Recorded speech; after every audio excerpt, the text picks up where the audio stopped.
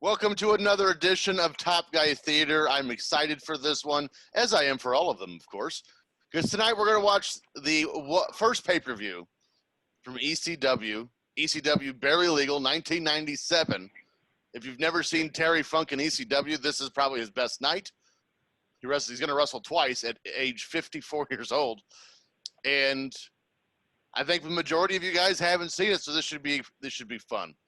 Starting Absolutely. with our New York tangent of the show, we've got Henry Evingham and Antonio Santos.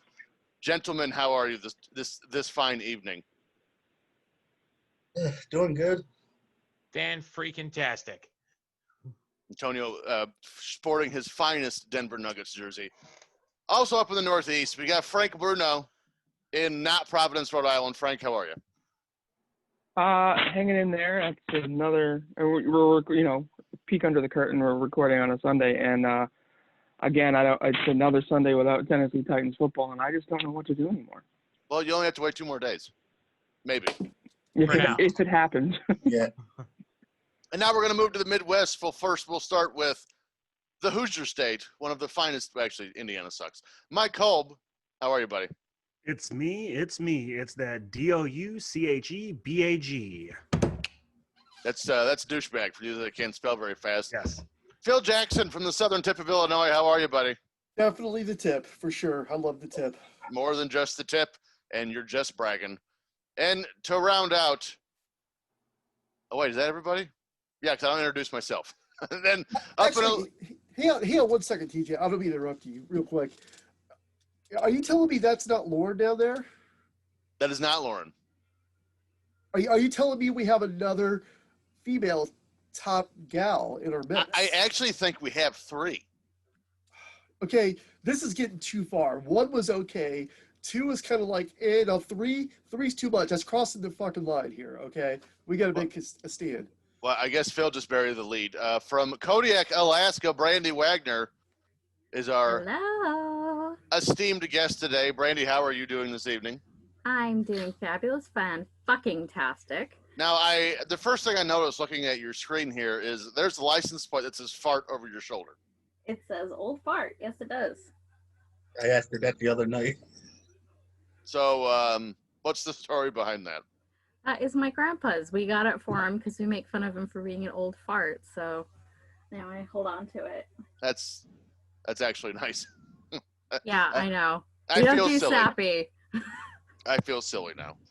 So, No, but in wrestling years, I am an old fart. I've been watching since 1992, which is 28 years now. I started in 90. But I would say, because I had one of those VHS Coliseum home videos, and I actually started, I went back and watched WrestleMania 5 as a kid. So, I mean, I don't know why I'm telling you all this. So, here's the card for ECW Barely Legal. We're going to start off with the Dudley Boys and the Eliminators. So, that would be, Cronus and Perry Saturn. It's a pretty good show. Yes. You lost Phil. After what? You lost Phil. Uh-oh. Phil, off to a great start today. Phil's bragging about his new setup, and he's gone. Phil's computer just got a fever like his kids. Yeah, he just said for no reason my computer shut off. So now we just get to sit here and riff until Phil comes back. Until Phil comes back. We have Lance Storm versus Rob Van Dam, which actually that's a pretty famous Rob Van Dam promo. So Frank, be ready to check that one after the match is over. Michinoku Pro 6-man tag team match, which is Taka Michinoku, Dick to Go, and Sho Funaki, I think. And I love Dick to Go. We all do. And I can't remember who they're facing, to be honest with you. Shane Douglas versus Pitbull number 2.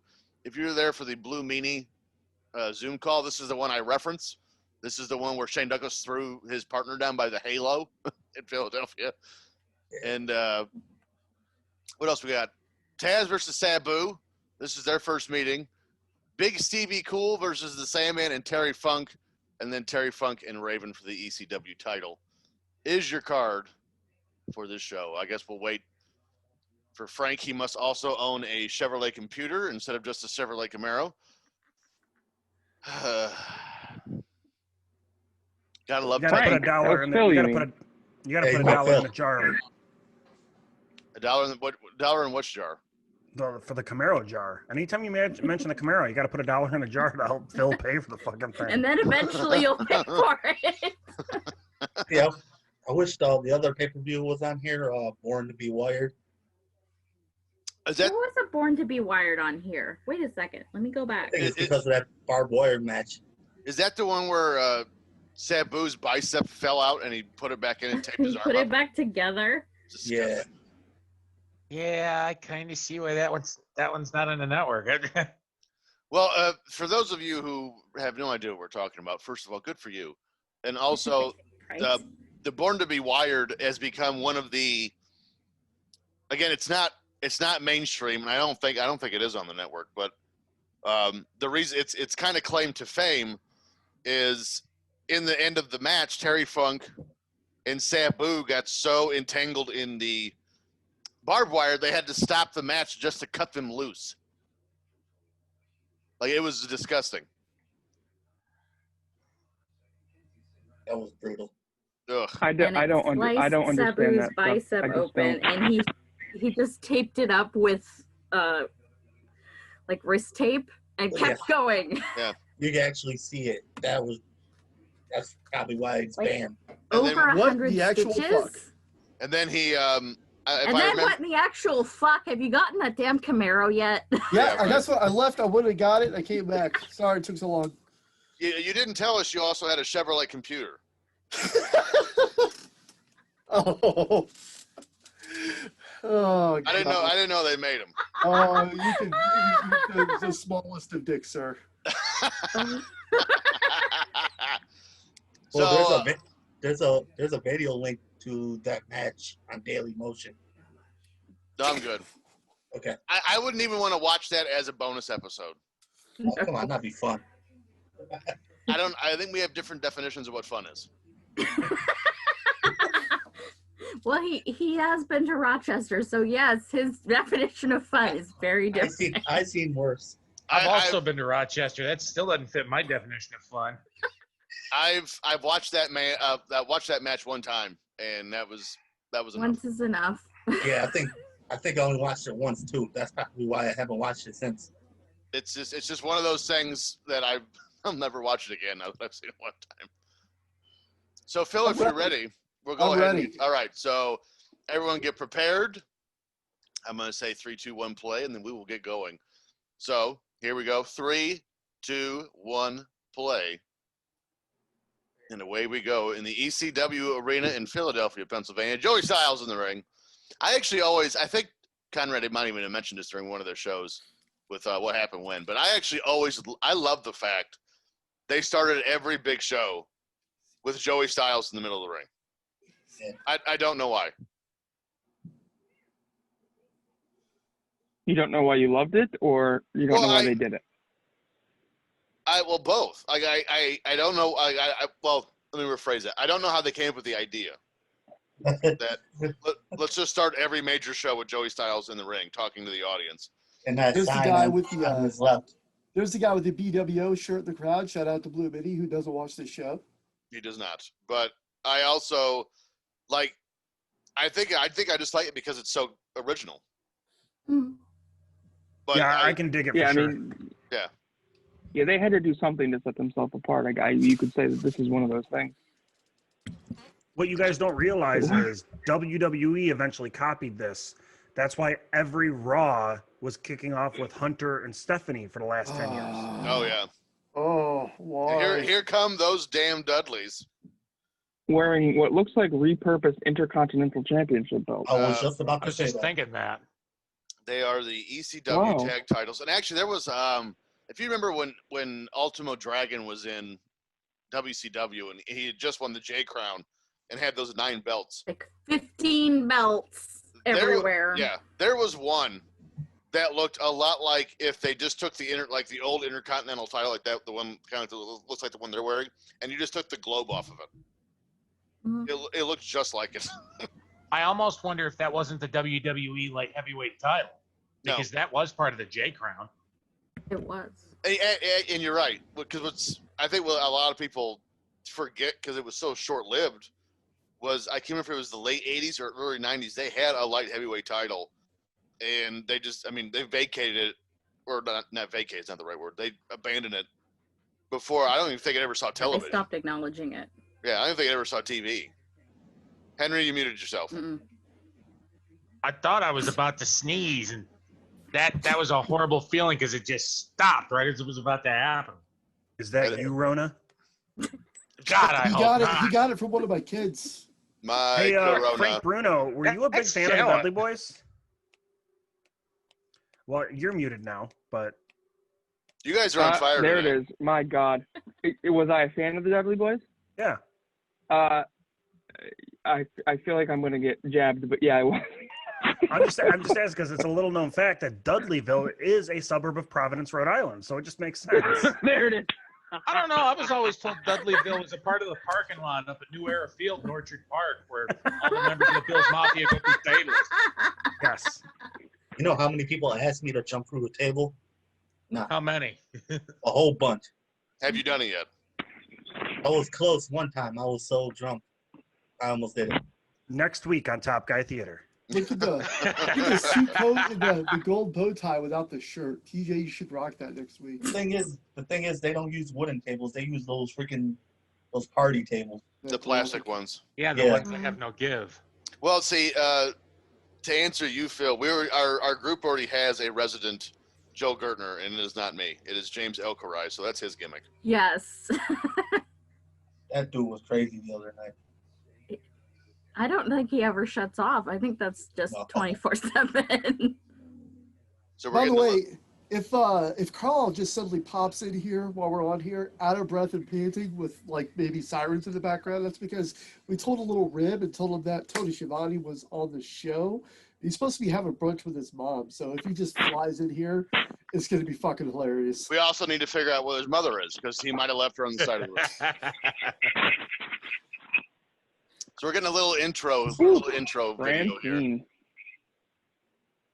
Roll Tide on that. That Is was there? New Jack has to, especially after the Dark Side of the Ring episode. New Jack has to be the biggest mystery in wrestling history. That motherfucker scares I think me. I think he's a piece of shit, actually. Crazy. No, and Frank, I'm not disagreeing with you. That wasn't what Yeah, I I was. think he's My a- intent was. No, I know. My point is, like, you hear all these things he did, and actually he since did an interview that in that show he was doing the New Jack character, not being himself. But I was like, we clearly yeah. saw you stab a guy in the ring. I was going to say, I find that extremely hard to believe that he wasn't being himself. It's called method acting. look at the method acting, the mass transit episode, Transit. like what he did with mass transit, and That episode was the first time I saw the Vic Grimes thing. Is he Yeah. not wearing a shirt? Yeah, I just said that. My He's the apologies, I didn't quintessential catch it. stud muffin. He's got to show it off for the ladies. Yeah. Hey, Then why by is the he way, wearing a suit jacket? who in here is wearing the Because he's shirt of the fancy. former ECW champion? Anybody? Yeah, that doesn't count, Phil. Anybody besides me? That doesn't count. Yeah, That it does. doesn't The only it thing I doesn't have count. that's Was it close is Raven? Nick Gage. Wasn't Raven at one point part of the NWO? No, No. Were any ECW champions? that's a really good question. I don't think so. I'm on it. Because if there Hmm. were, then technically you are, TJ. I don't think there was anybody from ECW that went in the NWO. I'm gonna check. I'm already Well- on it. Rick Rude.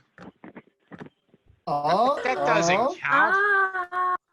Oh, Rick Rude was there for a couple. Well, Rude was there for a couple months before he abandoned ship Yeah, and went he to was- WCW. The correct term is a cup of coffee. He was there for a cup of yes. coffee. He was there for a cup of coffee.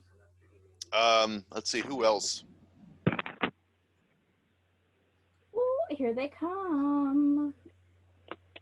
The Eliminators with fly ass baby pink trunks.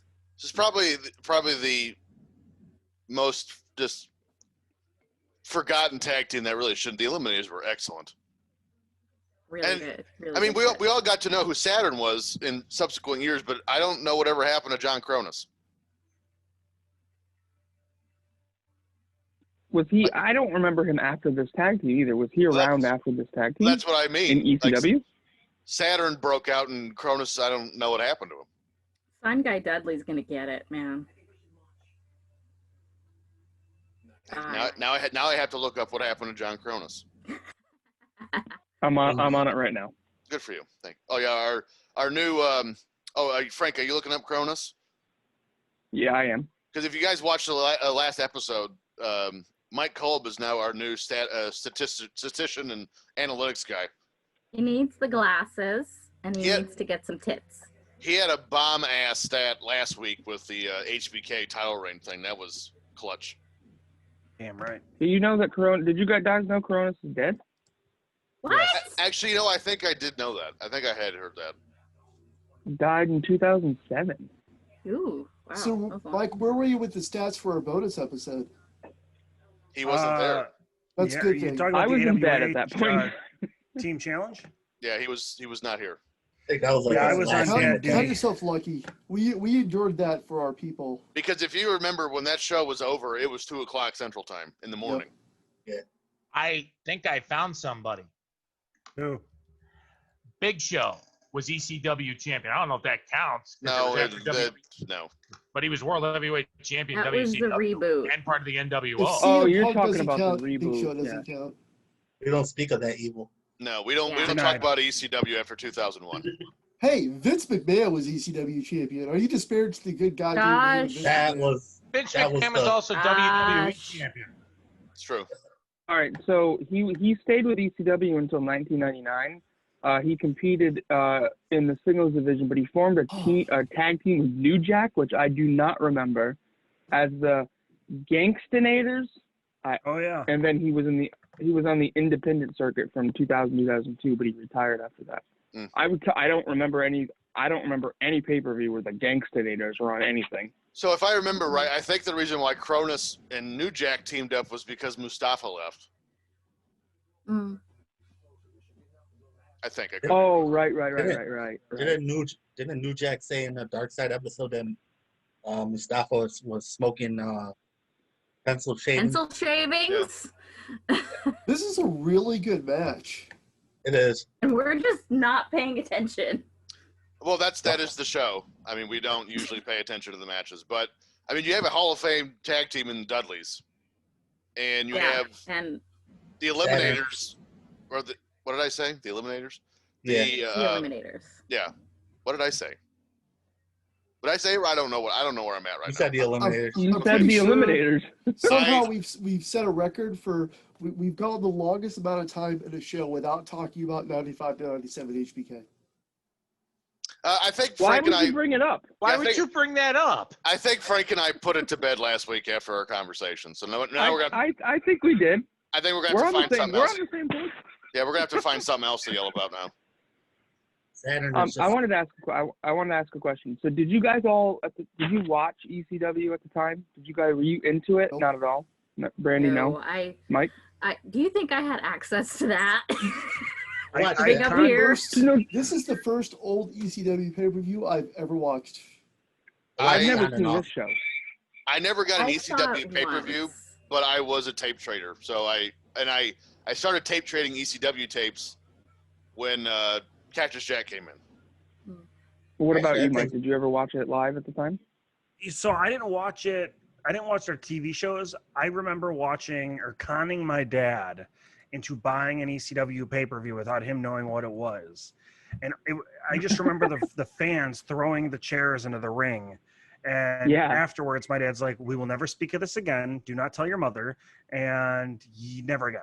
I tell your mother. So that was well, the reason I bring that up, the reason I brought that up was because I kind of did the same thing, Mike. Was that I didn't want to say I conned anybody. I used to actually, but when ECW, WWF, and WCW were going, that month, if there was 3 pay-per-views, I bought them all, and I paid for them myself. But my mom was watching them with me one time, and there was, I can't remember the show, but it was in like Cincinnati, Ohio, and the Dudleys were first, and they come out, and again, this is pay-per-view, but they start yelling at a mother and daughter in the front row. Yeah, That was Heat Wave '98.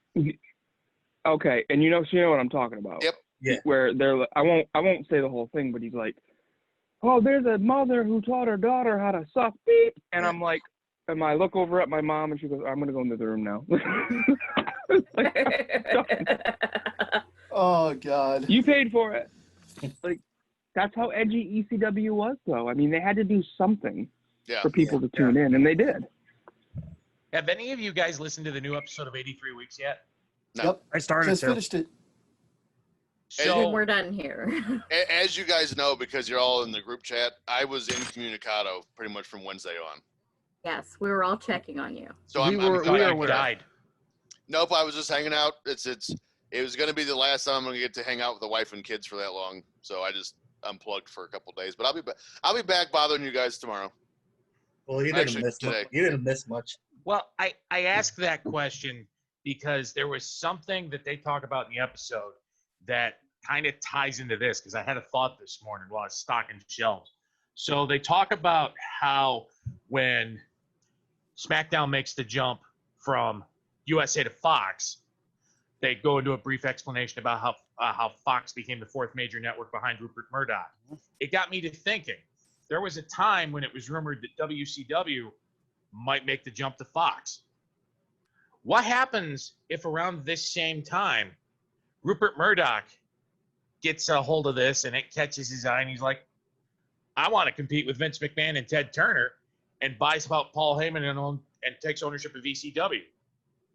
What would the wrestling landscape look like now? Well, ECW wouldn't be ECW if Rupert Murdoch bought it, because they wouldn't be able to air half the Not at all. stuff that they put on it, right? Yeah, They used But Yes and no, because Fox was always known from like the time it started in 86 up until about 2000, 2001. It was the raunchiest of the four major broadcast networks. sure. Married with children. Well, Mike is right, but Paul Heyman has, in subsequent interviews since ECW fell on its ass, that he knew that this style of ECW was not ever going to make it on television. It was never going to succeed on television, and he knew he was going to have to change the product to be successful on television. And unfortunately, the TNN thing happened, and it was essentially a feeling out process to see if WWE would succeed on TNN. It wasn't really for ECW to succeed, but I don't know, because I mean, we're kind of seeing it, and I don't want any fans to take this the wrong way, but if you feel so obliged, at TStevens91 on Twitter, we're kind of seeing the same environment as far as the ECW fan base and AEW now. Mm-hmm. Like, they'll follow you wherever you go, but you never really see that audience expand, because they're pretty much like, this is our one thing. So I think ECW would have been in the same boat. Oh Lord, Joe Gertner just Oh, Gertner just out. Destroyed. Absolutely destroyed. All I can see is James now as Joe Gertner. Accurate. Quick sidebar: AEW, by the way, TJ. There's actually a character development going on with Kenny Omega now. I don't know if you saw that. I've heard some things. Yep. So I want to watch it for myself, because I don't judge anything off one person's I opinion. mean, it's not like 0 to cleaner or anything like that, but you can see he's starting to take the steps. Okay. Well, that's fine, because I never saw Kenny Omega before AEW, and what I've seen so far, I was like, what is the big deal? Matt, you can see in his matches, because I mean, I saw 1 or 2 of his New Japan matches before AEW, but that was it. But I've heard so much about him. His match style, his wrestling style, all that stuff, that's fantastic. But it's like, what's this guy about? Well, I know his finishing move is named the One-Winged Angel, which is from Final Fantasy VII, one of the best games of all time. Yeah. Well, I think a big problem AEW's had in the first year, which, by the way, I mean, they're very successful. I'm not sitting here saying that it's trash. But I think one of the issues they had right out, is that Balls Mahoney with short hair? Oh, Holy Yes, crap. that is. I got a quick And story his about ass is Sandman. hanging out. Well, that was common. But I think that one of their biggest problems or weaknesses has been so far is character development. Or Yes. when they bring in new people, like, hey, don't you know this guy? No, I don't. Who is I this? was gonna say that, TJ. I was gonna say that they expect everybody to know what they're independent. Yeah. Like Brandi, you're big on independent, right? So you probably would know them, right? I know Me, most like, of them, when- and I know their stories, and I'm like, tell Yeah. them why they should care. When we Right, were having right. that, There was call a couple with- of things.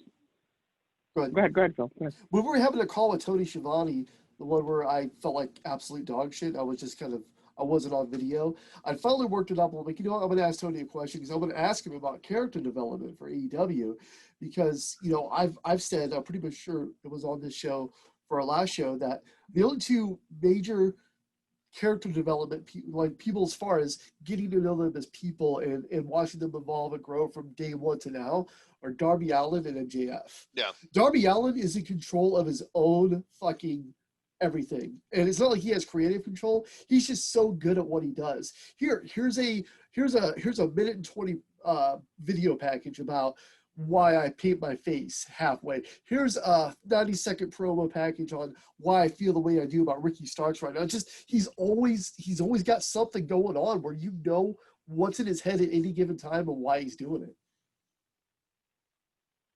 I agree with that. Yeah, And That was logical and well thought out. MJF is a prodigy, and as good as he is as a heel at his age, he has a lot of similarities to Gino Hernandez. Mm-hmm. Absolutely. Yes, please. Thank you. Love you, Gino. We miss you. I got The a worst quick part of it story about is- Sandman. Go ahead, Antonio. Okay, so my buddy, he used to go to the ECW events here in Rochester a long time ago. He showed me a picture with him and Sandman. Apparently, like, there's an area behind the Blue Cross Arena where you can see the wrestlers coming in and out. Sandman, I guess, came up to him and his buddies, asked them for a ride to go get some beer and come back. That's That's right. cool. So he That's took the cool. same man on a beer run? Yeah, he took Sandman on a beer run. That's so cool. And he showed me the picture. I wish I was there. So we're watching Chris Candido right now cut a promo in the ring. Another one. We miss you, Chris. I All feel right. bad. My I wife feel is bad fucking for him. hotter than all of your wives combined.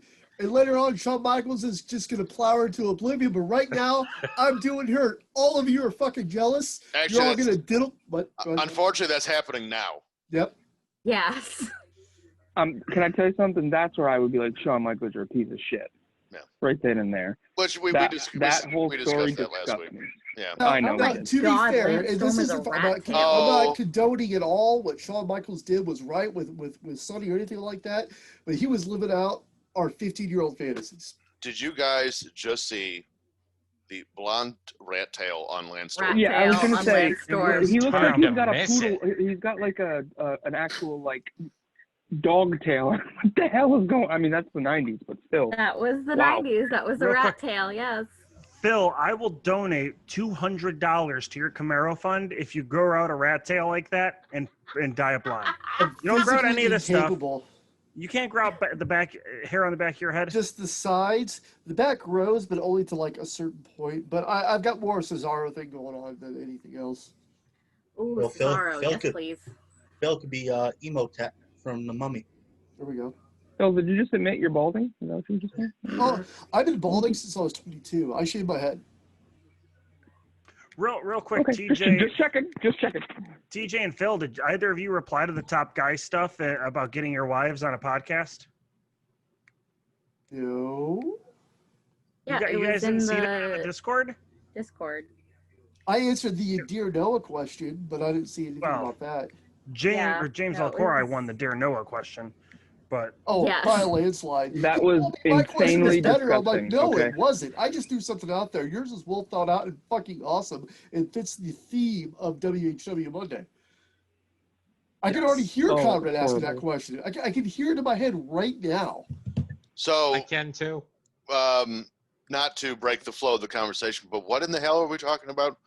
Getting our So- wives on the podcast. Oh, So TJ. Discord, Oh, okay. there was a question on the Discord. Basically, it was Conrad saying they have an awesome idea, and basically said any top guys out there have wives that would be willing to do a watch along on Zoom, and more details to come. And it's obviously they want significant others that aren't wrestling fans that don't know anything really about the Right. sport. So I asked my wife. She said, "Sure, why not?"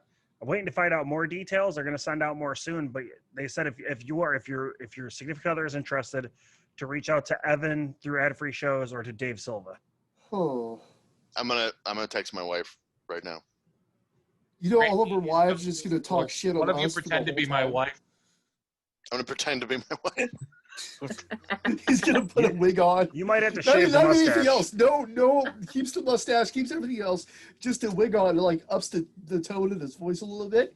Yes, I'm Mississippi Him. Henry, that's clearly you. Yeah. No, it's He's not. Let's get going.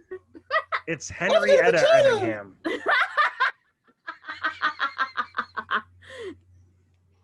I just hope Conrad answers my question for the next Ask Conrad. If you guys didn't see it. What is it? I went and saw it. Antonio, that was fucking good. All right, let me say. First of all, just want to thank you for what you have done. I believe I was the first to subscribe to AFS. I'm very happy to see how big it has become this year. Made a lot of new friends that we have in our group chats. DJ, Coach, Frank, Lauren, Matt, Henry, Carl, many others. Discord is my escape. Thank you. My question is, how big is Batista's dick? Jesus Christ. Look at you. That's fantastic. Hey, you know what? I'm besties with Batista now. Do you want me to just ask him? Nah, I'm You good. won't be for long if you actually ask him that question. Or I might be even better besties with him afterwards. Hey, you I know? don't think that's correct. No, all right. Phil, go ahead, TJ. No, you go ahead. I don't remember what I was gonna say. Just tell Batista he's got to make a choice here. He's either got to tell you how big his dick is, or he's got to pay for the Camaro so we can stop hearing about it. You know what? That's an excellent idea. Yes. You can just I tell think he him that took the there are Camaro. some ladies that would like to know for And statistical you know what? purposes. If I find out, I can sell that information to Conrad. Most people then- don't. Most people don't know that the fist on the SmackDown set is actually a mold from Batista's dick. Most people don't know that, but Wow.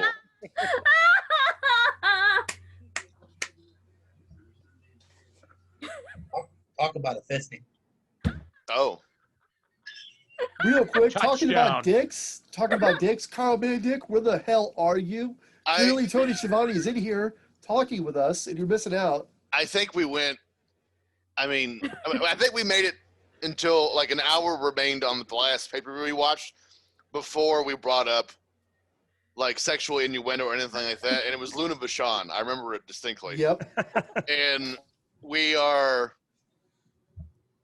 25 minutes into this one, and we're off to the races. I'm just imagining right now. So like Frank was my talking about fault. how his mom overheard like the whole the mom taught the daughter how to suck beep. Like I'm imagining Frank's mom walking into his room right now and hearing us talking about fisting and her being like, I knew I should have gotten you help no, see, 26 years ago. I got my earpiece in here. No one's hearing anything. My cat I know better. isn't either, and she's just looking at me like, what in God's name is going on?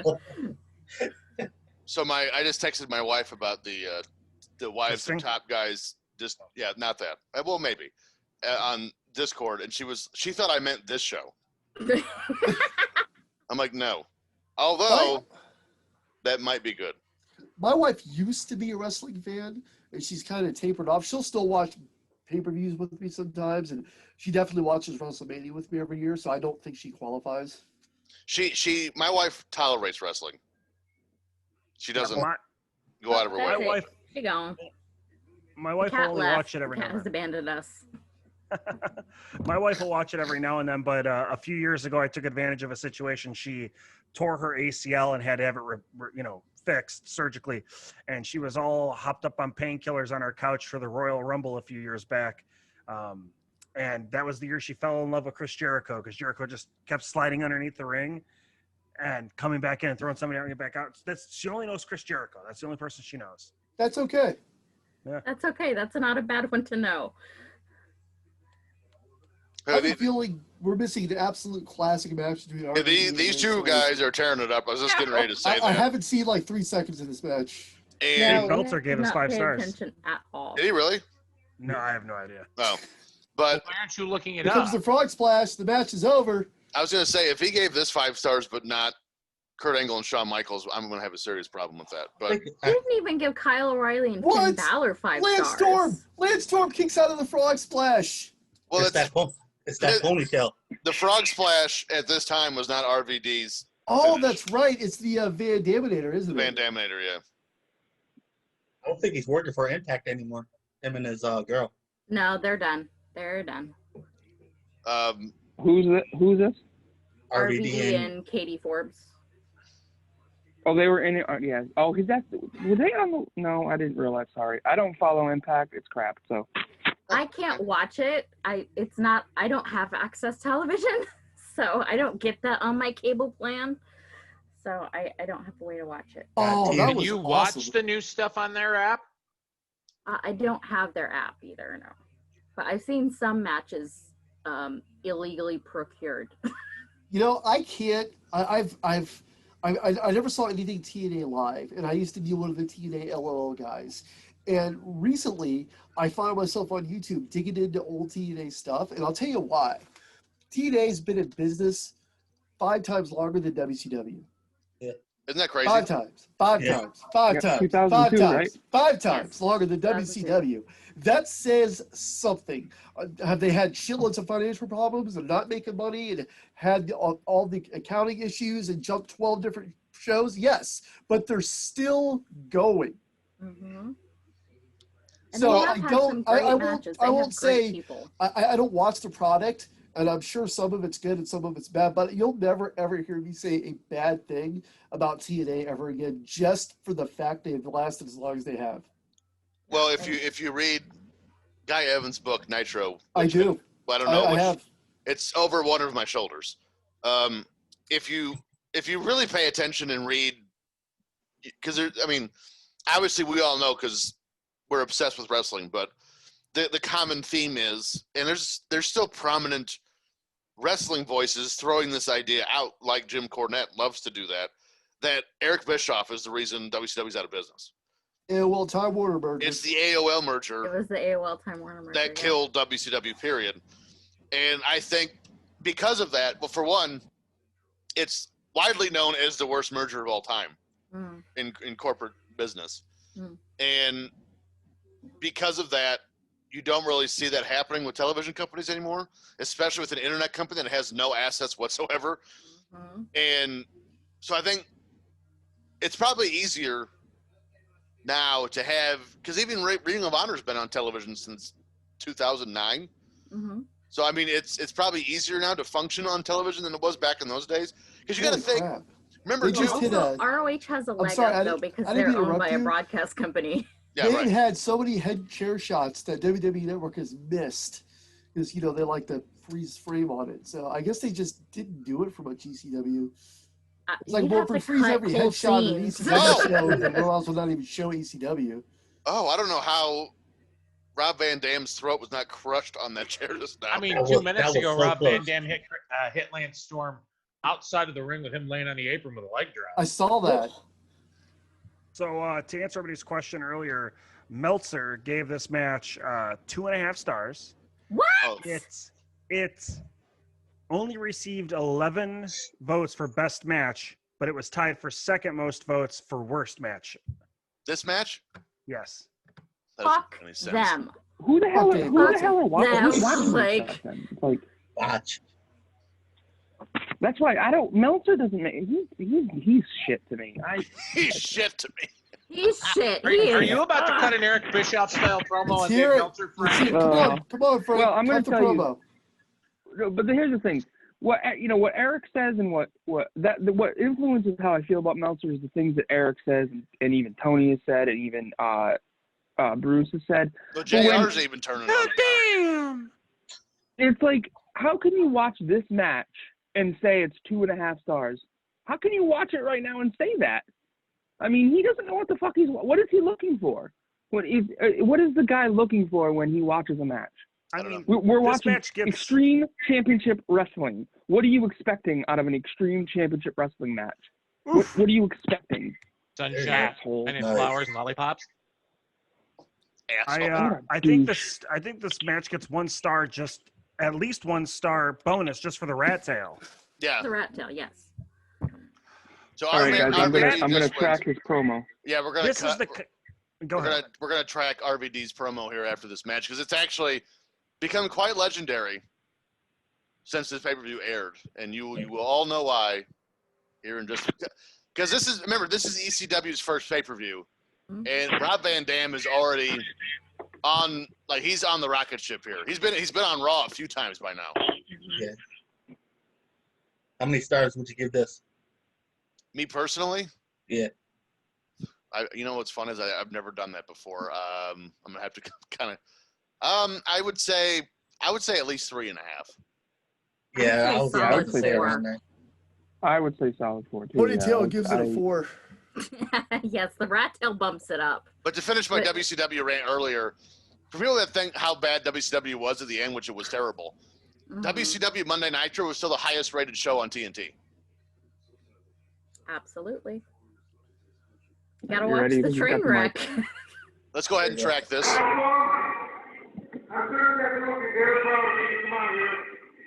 Thank you for having a great match with me at the pay-per-view.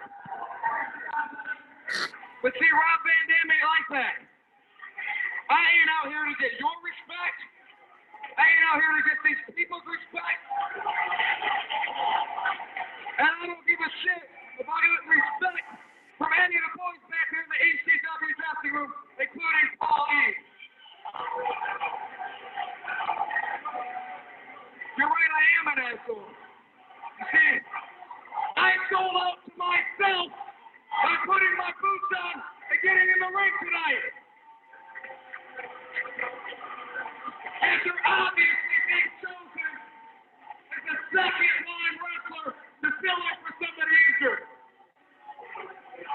Hey, did you see the advertisement for my bar down in the corner there? Anything. I follow my pride for one reason, business. Because you see last storm,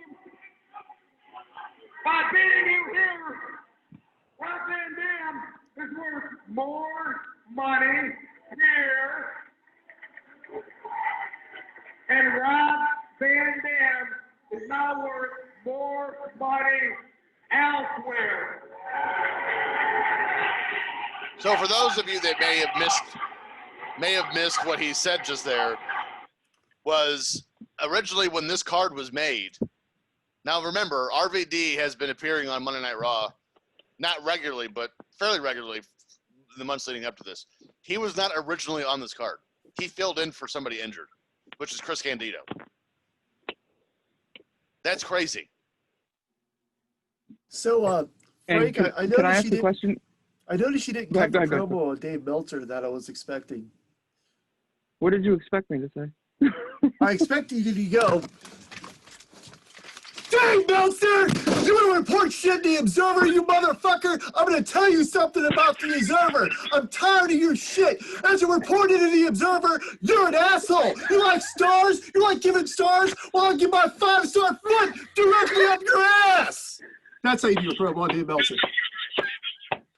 Bill's wife's about to come in and bitch slap him. Did he just throw yeah, a chair? you know, Yeah. he did. He threw his chair. He threw his chair. That's Phil. You get that. That's all you, brother. I have to be enraged to do something like that. I'm Holy pretty shit. pretty low. I've been cutting key, I promos guess. all week. I want a promo tear this week. He The is. promo you put on Twitter was fantastic. Oh my god, yes. Except for we have to give Rocco our love because he is our model and he is a handsome motherfucker. He is. Can't trust him. For the What I record, was the going to next say was that. Go ahead. the next go to Frank right after this. The next match I'm about to watch is the one that leads the match poll, the best match poll, and it gets 4.5 stars from Meltzer. Oh shit! Please, Phil, six- don't cut a fucking promo on me for that one. With 6 guys from New Japan, go figure. Actually, no, it's Michinoku Pro, but still. Were these And the to Frank Bruno with Weather.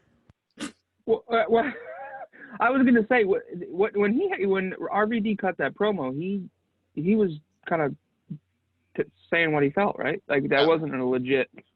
It wasn't some sort of scripted thing. I mean, that's what I loved about ECW. Paul Lee would just let you go out there and say whatever the hell you wanted to. Yeah. And that's right there. I mean, you see that right there.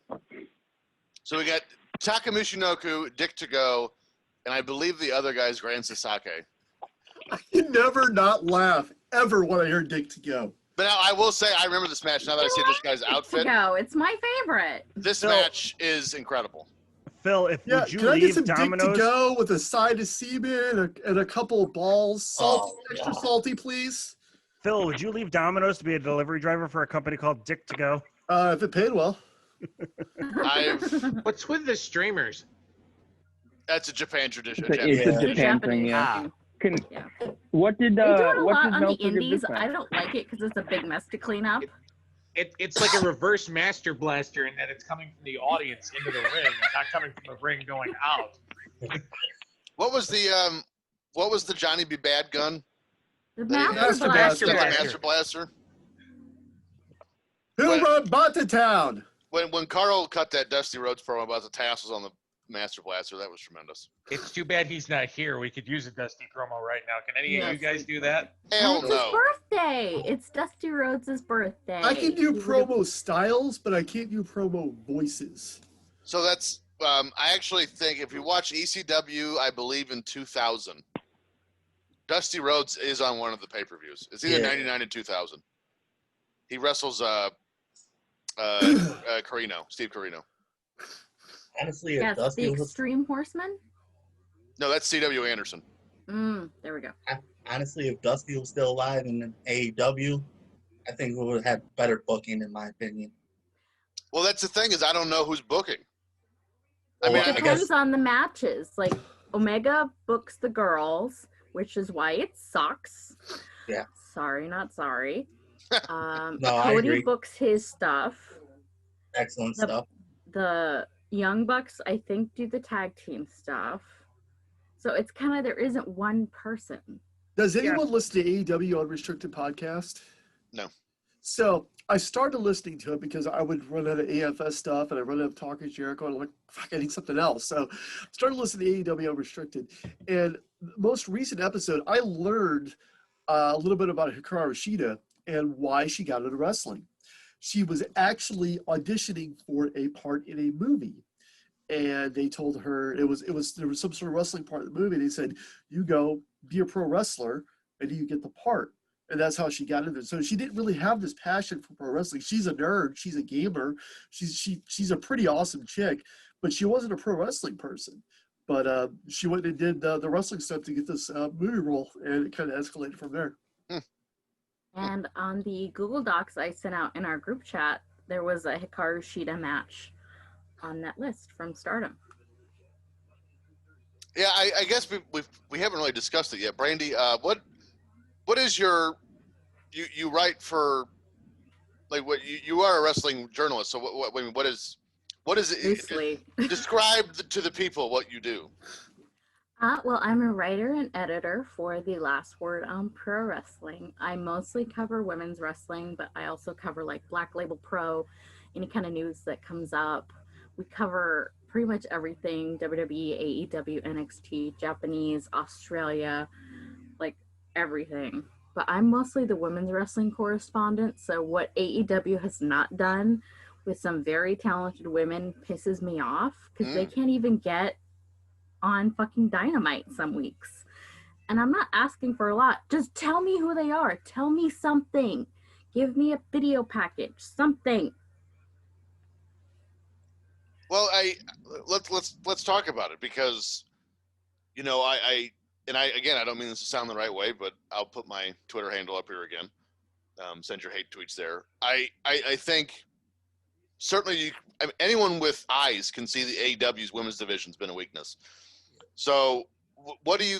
And to me personally, when I saw Riho beat Nyla Rose, for the title. I thought that was just silly. I agree. Because Nyla Rose could have been their Awesome Kong and just dominated the division for years. So what do you think has been the issue with the AEW women's division? Well, aside from not giving it any attention at all, just throwing it out there cold, nobody's going to connect with anything that you throw out there cold and tell us why we should care about that person. Britt Baker has been the only character that they've developed in the women's division, and she did most of that work herself. Yes, that's a fact. Right. Western audiences don't really understand Joshi wrestling, and we talked about this on my Chat Pack Live, because Joshi wrestling in its essence is it doesn't matter how big you are, it doesn't matter how fast you are, how strong you are, it doesn't matter. They're just going to beat the shit out of each other, and whoever's left standing is the best. So I personally don't have a problem with Riho going over a Nyla Rose, but I can see why most people are like, what the fuck? Mm-hmm. Because it doesn't make sense logically to have little girl beat big girl quite easily. So if you don't mind me, I'm gonna I'm gonna butt here a little bit here. So my thinking is, as far as the AEW women's division is concerned, their weakness is they don't have some sort of equivalent to a performance center. And that's not necessarily, I'm not knocking AEW, but the NXT Performance Center is game changing so far as you know, we're going to pluck these guys from the indies, and maybe they only have limited TV time, or maybe they haven't had any TV time. We're going to show them what a hard cam is. We're going to show them how to stand and look at a camera. We're going to show them positioning in the ring where we can go and do a move that makes it look like it has the most impact, even if it doesn't have the most impact. Those are all the little nuances that get taught at the Performance Center that no other promotion or nothing else in the world has. So you can't take it away anything like that. With AEW, we've got them plucking them out of the indies, or you know, they're borrowing, you know, Thunder Rosa. By the way, Thunder Rosa is amazing, huge market for Thunder Rosa. Yes. But you know, most of the talent is just, you know, high profile indie talent, but doesn't have that extra level that the Performance Center offers. Now, I'm not saying they can't get there, but AEW doesn't have access to something like that. That's a good point, and they do need to work to a camera better. But the people that they're picking to feature regularly on Dynamite and Dark are not the people who've worked a lot of indies. Anna Jay, Abadan, Red Velvet, all these girls are really young, really green, and it's really showing. That's Whereas something they'll- Performance Can I ask Center a would work. quick question? Oh. Quick question. Where has Riho been? Japan. She back in Japan now? She's in Is Japan. she not coming was back? just- Is she?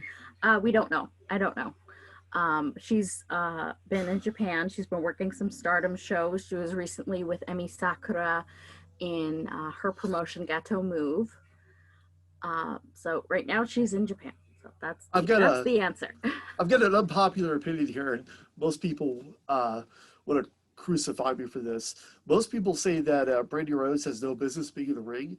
I believe that if she had access to something like a Performance Center, she'd be an excellent in-ring performer. And I feel like that there's so much, like, in-ring presence, camera personality, she's got all of that. She just needs technical polish. So I think that she should stay in the ring. Unpopular opinion. Why is that unpopular? That's perfect. Most people That's just actually, think that I agree with you she's- completely. Yeah, most I people think she's horrible in the ring. ring right now, but she needs more practice. Right, yeah. Most people think that she's just wrestling because she's Cody's husband. Oh, she's Cody's husband. She gets to wrestle. That's it. Well, you know, no, she's actually, you know, she's a better in-ring technician than Stephanie McMahon is. And, you know, to be fair, Stephanie McMahon is a fucking top 5 heel, at least modern era. That bitch can makes you want to strangle her sometimes. And I mean bitch in a good way. That she makes me want to call her that. I don't think she's actually the bitch. She may be, who knows? But Brandi Rhodes, you know, she's legit put in the work. She has, and I think she does suffer from that. Oh, she's the chief brandy officer. She's Cody's wife. She's this, she's that. So it is something that you have to temper with. She needs to put in the work. And honestly, when she had the book with that Nightmare Collective thing, oh my Lord, oh my God, that was an abomination. Have you So watched any of this 4.5-star match? no, we haven't. Hey, But so that- that's Phil, just- I think we should all keep track of this. See if what you're saying is a problem with the AEW is still a problem in a year, because just 2 weeks ago, Cody Rhodes and a couple people opened up a development called the Nightmare Factory, where they Yep. are teaching people that stuff. So it'll be interesting to see if that, it's not really new elevates. though. That was QT Marshall School, and it's been Yep. the Nightmare Factory for like at least 4 or 5 months now. Right. And it was what do they call it? Something Friday, like I don't know. They Fancy just got Friday. Like they had to come dressed like Right. for TV, and they were doing promo classes. Yeah, because I noticed they've been putting a lot of like talent that's not ready for TV yet. Mhm. All like on TV right away. Yep. I mean, I like Will Hobbs, but he definitely needs.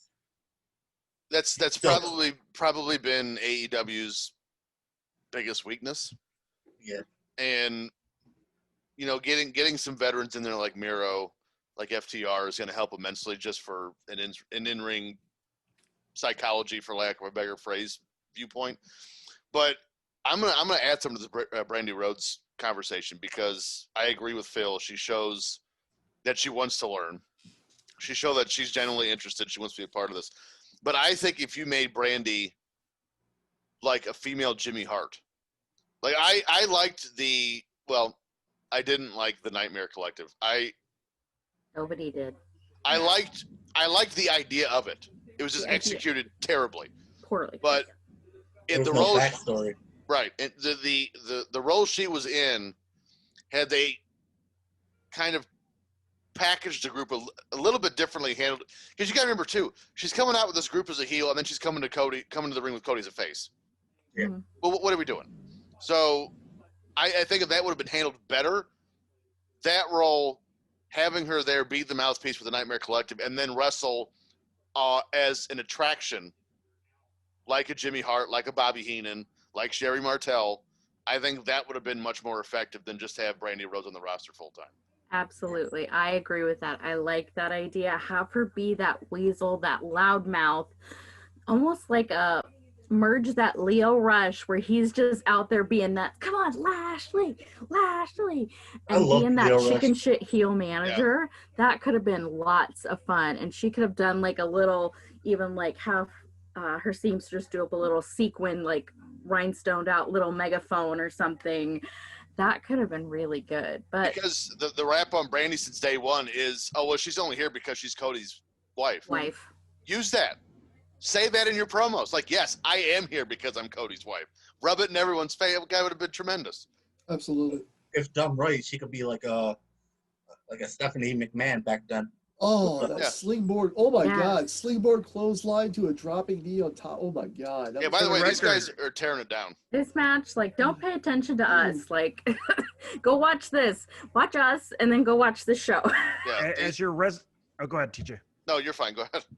As your resident statistician, did you know Brandi Rhodes has only 1 loss out of her 24 total matches? And who's it to? Santana Garrett from Impact Wrestling. Wow. She is actually in NXT now. Our little Wonder Woman, Santana Garrett, our former Women of Wrestling champion for the WoW Superheroes program. Yeah. I would not have guessed that if I tried a all little day. bland, but yeah. But also, back to the AEW needs a training program, because I mean, that's not unreasonable whatsoever. Mm-mm. But I think too, because the vast difference between NXT Women's Division, or even WWE in general, and AEW's Women's Division is the technical wrestling ability is so much greater. Mhm. It's so lopsided that I like the Big Swole Britt Baker Dennis Office match. That was That one was of the worst. awful. That was one of the worst things I've ever seen. That was horrible. And the tooth and nail match. yes, and Oh. I remember Antonio, did I watch it with you? Yeah. And it was Eros and Carl. And I said during the time, they're doing a Big Swole a disservice by making her do this, because she wasn't ready to do something like that. And her work wasn't good enough, and you could see straight through it. And if if they put her in a ring with Britt Baker can hide a lot of that. Mhm. Can't do it in a dentist's office. So they didn't do her any favors. And at some point, with some of the stuff they've been booking, somebody has to tell them, like, you guys, we can't do this anymore. Like, this is getting absurd. Like, we have to rein this in. Mimosa, I mean, you've been on TV for a year now. We're doing mimosa matches. We're doing the football stadium stampede. You're doing all of these new matches within a year. Where do we go? Exactly. It's hot shotting, and there's going to be nothing left. You almost Like, murdered. where do you go? You almost murdered Matt Hardy on pay-per-view last month. Yeah, messed up. Ooh. That was rough. See, I know No, Jim Cornette like gets annoying about it, but he has a lot of good points. Well, I will say it to the day I die. If you don't like Jim Cornette, I get it. I understand. Yeah. But his wrestling opinions are correct. How he says them is why people either love him or hate him. It's how he delivers the message, not the message. Mm-hmm. Oh, the Green Ranger with a 2 count in the ring. He did not call the Dragon Sword to the ring this time. He went I was for the about to snap say, he looks like a suplex. Green Ranger. And now we're going for a moonsault here. Will it work? 1, 2, no. Now it looks like he's going for the flute, guys. Is he going to call the Dragon Sword to the ring? You called him the Green Ranger. I thought he looked like a Keebler elf. Wow. I mean, this is a real. Besides that one, first of all, there's one of them's in the front row. Did you guys see that? They just he fell in the front row next to the guy with the neck brace. I just saw a sign that says Eric Bischoff takes it in the ass. Yeah, I know. I This saw match that. is classic. Also, a nice little touch here by ECW that probably gets overlooked by most people. The referee is from Michinoku Pro. Yeah. I thought that was Frank. Thought that was Frank. Thank you. Wow. What are we doing? Wow. Honestly, Wow. Frank, is that what your hair looked like when you had longer hair? No, I used to. Yeah, it's terrible. It's terrible. I used to look like it's bad. That can't possibly be Frank. He looks nothing like him. Frank's not Japanese. Yeah, like back to Although Cornette. I am short and chubby with double chin, so I mean you got that part of it right. That's we're gonna go ahead I and will steer steer away. around the obvious racist joke there. Here's the joke. I'm going to take a detour left. We're going to leave that joke alone and go away from the racist joke. He's only taking a detour because his Camaro couldn't go straight there. Oh! Mike is on fire today. Yes. So this match, since we don't know anything about Michinoku Pro, which I believe is still in business It's today. still in business, yes. It's the great Sasuke, I believe I'm saying that right, Gran Hamada and Masato Yakashiji. And then for the BWO tangent of the team, I know I butchered it, Brandi, I'm sorry, is Takamichinoku, Terry Boy, and Dick to Go. The only two we people love I know in this Dick to Go. match are Taka and Dick to Go. And listen, by the way, so this match goes 16 minutes. I'm almost 17. Listen to the times for the rest of this card. The next match is Shane Douglas and Pitbull number 2, 20 minutes and 43 seconds. The match after that, Taz and Sabu, 17 minutes, 49 seconds. How many stars did that match get, Mike? Taz and Sabu? Was it 17? Don't rush to bit. Let's wait till we get there. No. Yeah. After It's that, like, Terry. wait a second, I have to find out. Let's wait till we get to that match. After that, we got Terry Funk, Sandman, and Stevie Richards with, listen to this cast of characters, with Blue Meanie, Hollywood Nova, Thomas Rodman, which I don't know who that is, and 7-Eleven instead of 911. That goes 19 minutes and 10 seconds. The main event, Terry Funk and Raven, goes 7 minutes, 20 seconds. That looked painful. Yeah, so This match is, everything I've seen on this match is amazing. Yeah, so back to Cornette, like, he has a lot of good points about AEW. Like, he actually, I think he said he dug the dog collar match, then the promo after. Yeah. Then Orange Cassidy comes out after the match. Yeah, Y'all gotta leave Orange Cassidy alone. He 'cause despises Cassidy's Orange Cassidy. amazing. That dog collar match it exceeded my expectations. I thought, oh, Jesus, another given dog collar match. That was a fantastic That match. was the reason the dog collar match was invented. That was a great match. And that's another thing about Cornette is even if you listen to his hatred of Orange Cassidy, as irrational as it might be, when you listen to his reasoning, the reasoning makes sense. It does. Because they're like, oh, just wait till Orange Cassidy tries. She's like, why the fuck do I have to wait for him to try? What are you talking about? Wait till he tries. Bit. It's why it's funny. But his whole thing is like, you're in a fight. You should be trying from the beginning. Yeah. So I have the unfair question of the week here. I asked my buddy this question the other day, and he called me an asshole for it. So you have to pick one of these three guys to out of these three competitors in AEW. Which one do you think should be the first to hold a singles title? Darby Allin, Orange Cassidy, or Eddie Kingston? Eddie Kingston. Eddie Kingston. You asshole! You're breaking my heart. Marco starts. Wait. To hold Mike, what? get the fuck out of here. Title? Just to hold a singles title. Yep. It doesn't matter if I it's the would think it'd world be or Orange. the TNT, but the first of those three to hold a singles championship.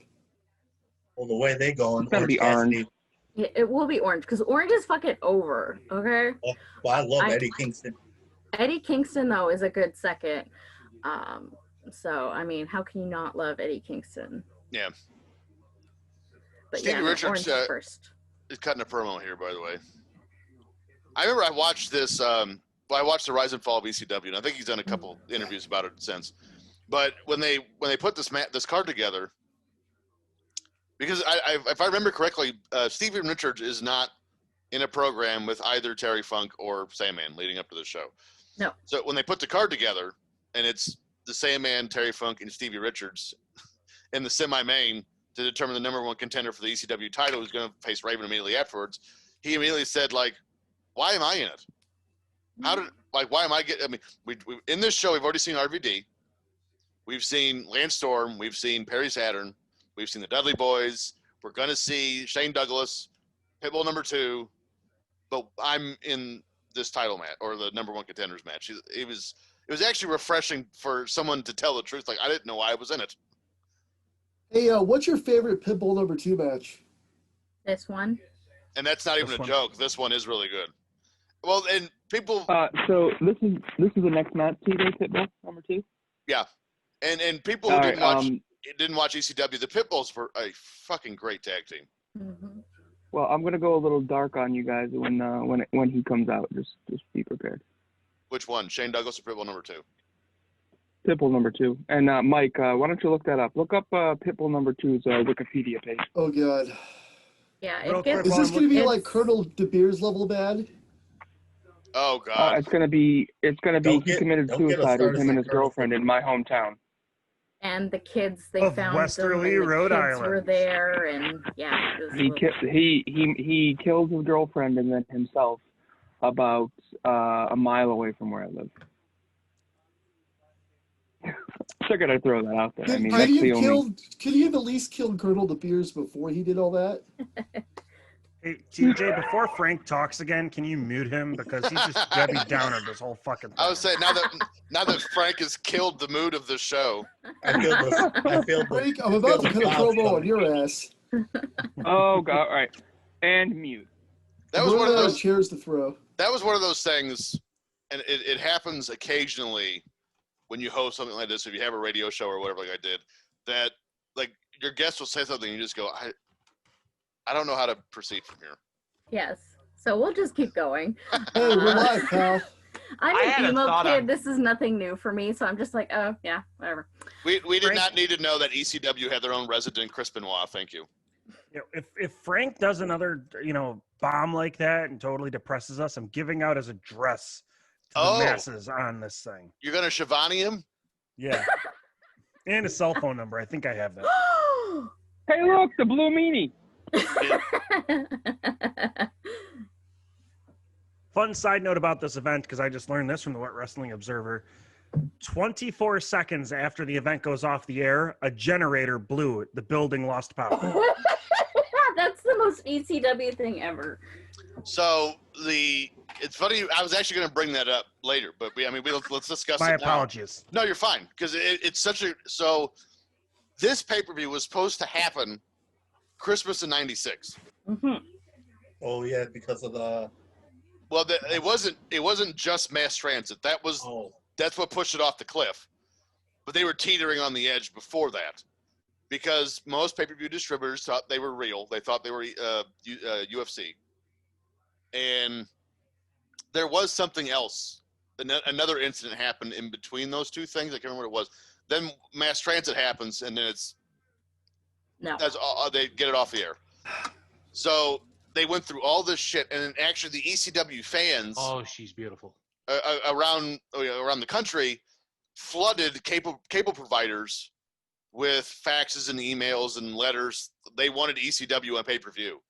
So essentially they just barotted cable companies to the point like, all right, fine, we'll give you your dumb show on pay-per-view. Just stop writing to us. And then Lord have mercy. The feeling was this was going to be the show. Yeah, that dude needs to move his fucking sign out of the way. There we go. Okay. Go ahead. That this was going to be the show where the luck for ECW finally turned around, and for 3 years it did.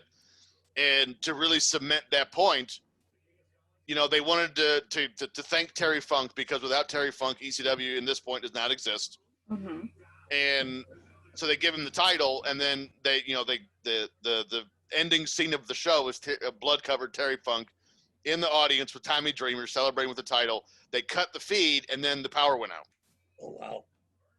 So if that generator blows 5 minutes before that, we don't see them at the end of the main event. Terry Funk doesn't get his moment. ECW is probably done. Yeah. What do you guys think Shane Douglas is saying right now? I mean, I have closed captioning on. I can tell you. I'm sure he's shitting on somebody. Last match we had dick to go. Right now we've got puss to go. So I mean. Oh, guys. Frank's back already, folks. Frank's back. For those of you that have gone half chub looking at Francine, we might as well plug it. You can find Francine at onlyfans.com/ECW Diva Francine. If you Tony get Schiavone Francine, is the #1 menu. If you get Francine on here, guarantee you're going to get Tony on here. Oh, my God. Here's what's funny. If I extended an invite to Francine and she agreed to come on the show, I wouldn't even have to send an invite to Tony. He'd find out somehow. Yes, he would the button on a fur coat would go. Yeah. So I don't know. I would just see hey, Tony Schiavone's in the waiting room to come in. How the fuck did he find out the meeting ID? So I don't know if you guys were. I'm sure you guys heard on the most recent Ask Art Anything or the one before that. Somebody asked Art Anderson a question about getting chubs, and in the ring during a match. And Yes. so Francine was just rubbing all over Shane Douglas, literally inches away from his manhood. And it's like I can almost kind of see that guy's question as being relevant, but not really. But it's like, seriously, how are you, Shane Douglas, with Francine just rubbing all over your crotchal area, avoiding the no-no zone by millimeters, and not going, well guys, we're gonna call it a night. I'm done here. I've got to go do some Francine diddling. Pitbull number 2, just go ahead and lay down real quick, and we'll get this over with. Probably because he tapes it down. I've got some Francine diddling. So here it is. Here's the angle right here. Yeah. Oh yeah. Look at that shit. Off note, remember the Edge and Lita thing? Yes, And then, live sex celebration. And then Hey, there was Jerry Lawler. a little bit of a slip on that. If anybody knows anything about anything, Yeah, her boob makes an appearance on the show. yep. No, Has a run in. what Jerry said when Edge is just looking at Lita getting undressed. Jerry said, "Oh, it's not polite to point." Well, I forgot about that. they interviewed Edge about that, Oh, and that was not WWE's idea for Lita to get actually naked. That was Lita's idea, and Edge and was we're like, all grateful. so they're going over whatever the hell that was. What we would call that, a segment, I guess. And Edge is like, really, we can't just put pasties on you, so you're just gonna just bare ass and. So here we go. Now, Mike, did you just say this match got 3/4 of a star and this is voted the worst match of the night? Yes. Is this a title match? No. Oh, yeah, it is. It is actually, it is a title match. That back to the live sex celebration. I also remember a separate interview with Edge when they were talking about, what was going to happen if you got like a chubby or anything like that. And Edge is like, I was so nervous I had an itty, so that wasn't happening. Well, yeah, you've got like 20,000 people like right there. Performance anxiety. No, I think he had one. I would have. Do I need to go do some investigative reporting? Go ahead. Go ahead. We'll wait. That's again, we're all grateful for that moment now in hindsight. That's one of those things like you go back and try to explain to somebody like, "The fuck are you guys watching?" I don't know. But we're watching two grown adults have sex in the middle of a wrestling ring. What's the big deal? They had a bed and everything.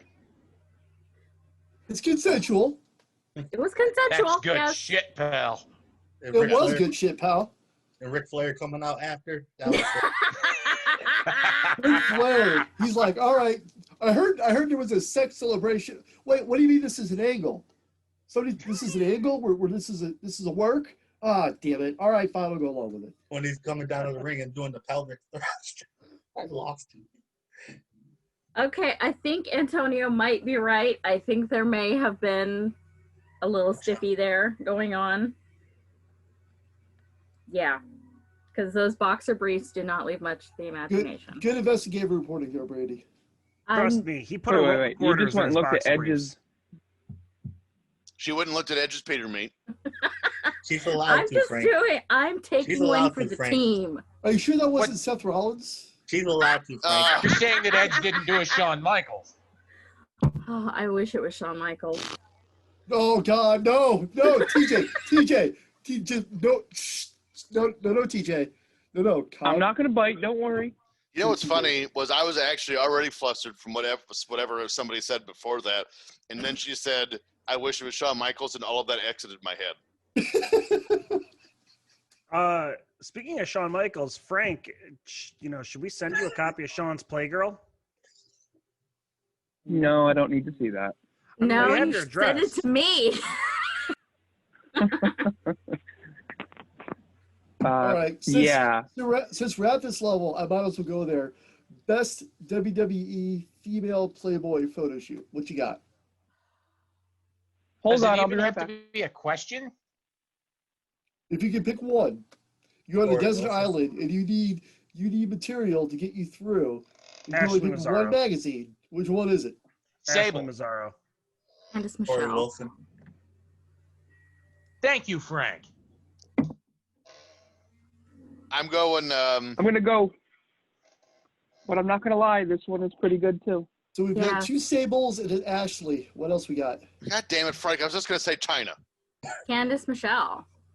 Oh yeah, I forgot about that. And these girls are on fire in here. Hold on. Again, unpopular opinion, Maria.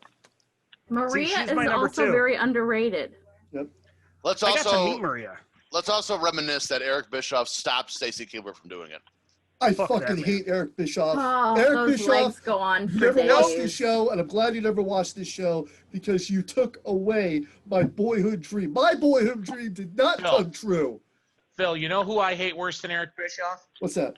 That goddamn son of a bitch, David Flair. God damn yeah. that David Flair. Yes, he got in. Frank. He hit that. Yes. Frank, we don't How do you diddle let that live go? on the show. Who's Oh, more I'm of not. an I'm not diddling. Don't worry. Who's more of an overachiever, David Flair or Billy Kidman? Billy David Kidman. Flair. Because he married her. I think Mark Marrow. Frank, you need some time to yourself. Wait a minute. Mark Marrow was married to Stacy Keibler? Mark Marrow No, was Sable. married to Sable. And when he found out that it was Brock Lesnar that was seeing Sable, because he was going to go beat the shit out of whoever it was, and he told the story. He's like, when he found out it was Brock Lesnar, he decided that Frank, use the forgiveness bathroom. is something that he needs to put into his life. Yeah. You guys, Well, that's a I had a landing good strip. run. you guys, is anyone else watching this on the speaker view and not the gallery view? No. I'm watching on the No. speaker view. So as you know, I record this on the speaker view. Yes. So whoever's speaking is who all you see. I Right. can see you guys above it, but I'll. So the entire time, everyone's been talking for the last, I don't know, 2 minutes. every time Frank turns the page. His mic picks it up, and all you see, it just cuts to Frank just looking at the So what people aren't realizing is the only reason you can hear Frank's page is because they're sticking together, and he's like, Exactly. "Don't rip the." Oh, can I Well, I'm not gonna lie. I was 19 when this one came. I was 18 when this one came out, and I was 19 when this one came out. Hey, I can't make you guys any are- recognize how Hold easily on, accessible hold they on. were. You're telling me you would just pick just Sable over the combined Sable Tory duo magazine with both of them? I gotta find. I can't find the Tory one. That Tory, the The one with Tory one Sable was and good. Tory together. I don't remember that one. When did that What? one happen? There was a 2004? spread No, don't what with me. I tape. don't remember. There was a spread with 2004. it's literally the only magazine I ever bought. I used to be a deckhand on the boats, and this magazine came out, and I actually ordered it because I'm on a boat for 30 freaking days with nothing but Uh-huh. dudes. So Oh, are you kidding me? yeah. Yes. Magazines are high. I'm from Yeah. a fishing town. I get it. Yeah, so I got this magazine, and this was like brought down to me from up high. It's like Sable and Tory. Look how close they are together without the what?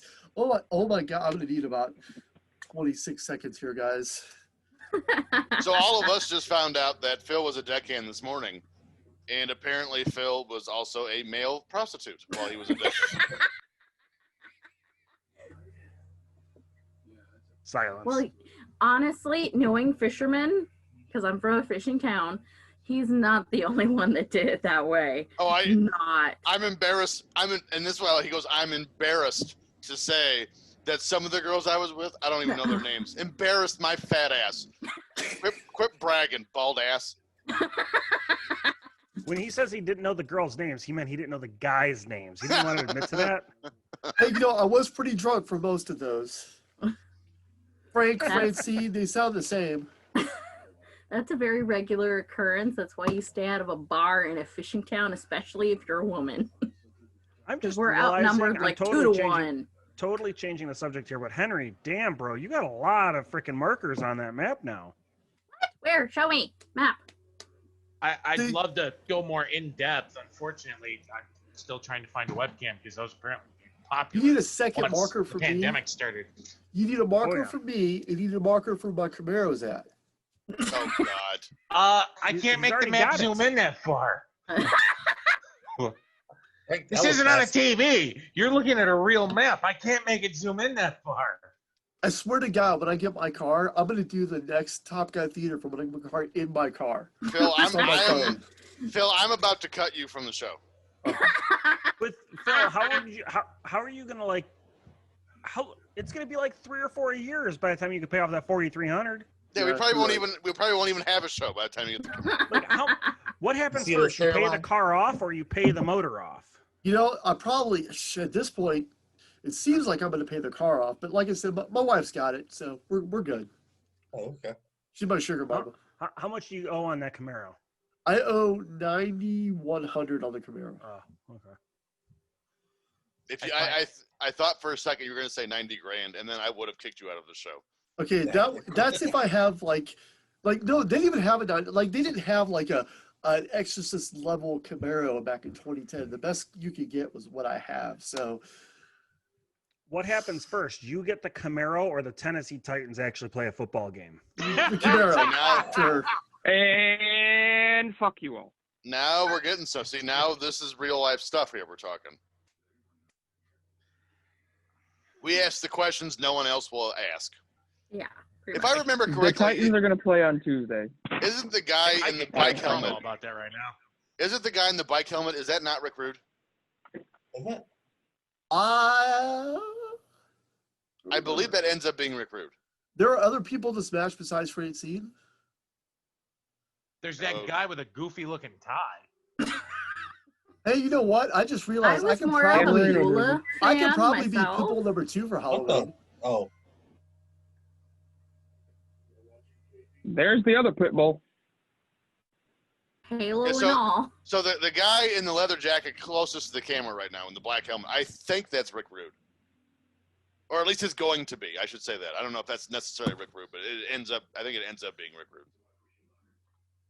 Not on this show though, right? That's what I mean. I think eventually when they pay the story off, I think it's Rick Rude. I don't think it is here. I think it's kind of cool going back to what Mike asked me a second ago because it kind of got sidetracked. I think it's cool. I now have people in California. I now have people on all 3 coasts. Nice. What's the third coast? Alaska. Me. Wouldn't that still now that I- technically be the West Coast? You don't have anybody in the Gulf. Yeah, you're right. Not yet. Atlanta. Lauren's the closest one in Atlanta. No, How actually, freaking James cool. Elkarai is in Melbourne. Oh, that's How true. freaking cool is it that Lord is having lunch with Mrs. Shivani? That's so cool. I hope Well, mommy treats her nice. For one, they're When not is having that lunch. happening? They're having brunch. Oh, not for brunch. Okay. Because there's going to be copious amounts of. I really, Yeah, especially once I really Lauren wish it finds was out they've recorded. gone 0-5. Oh! It's gonna be it will be a crime if they don't record at least some of that brunch. It's a That's- crime Yeah, but that if something Francine's goes still wrong, then wearing it's clothes. evidence at the trot. That's true. We can't have that. Because mommy can't go to jail. That would be Oh, horrible. Pitbull number 2's Narge just got crushed, and Francine's loving it. Take that, other guys' Nards. I'm going to do that to Shane Douglas's later tonight. Yeah.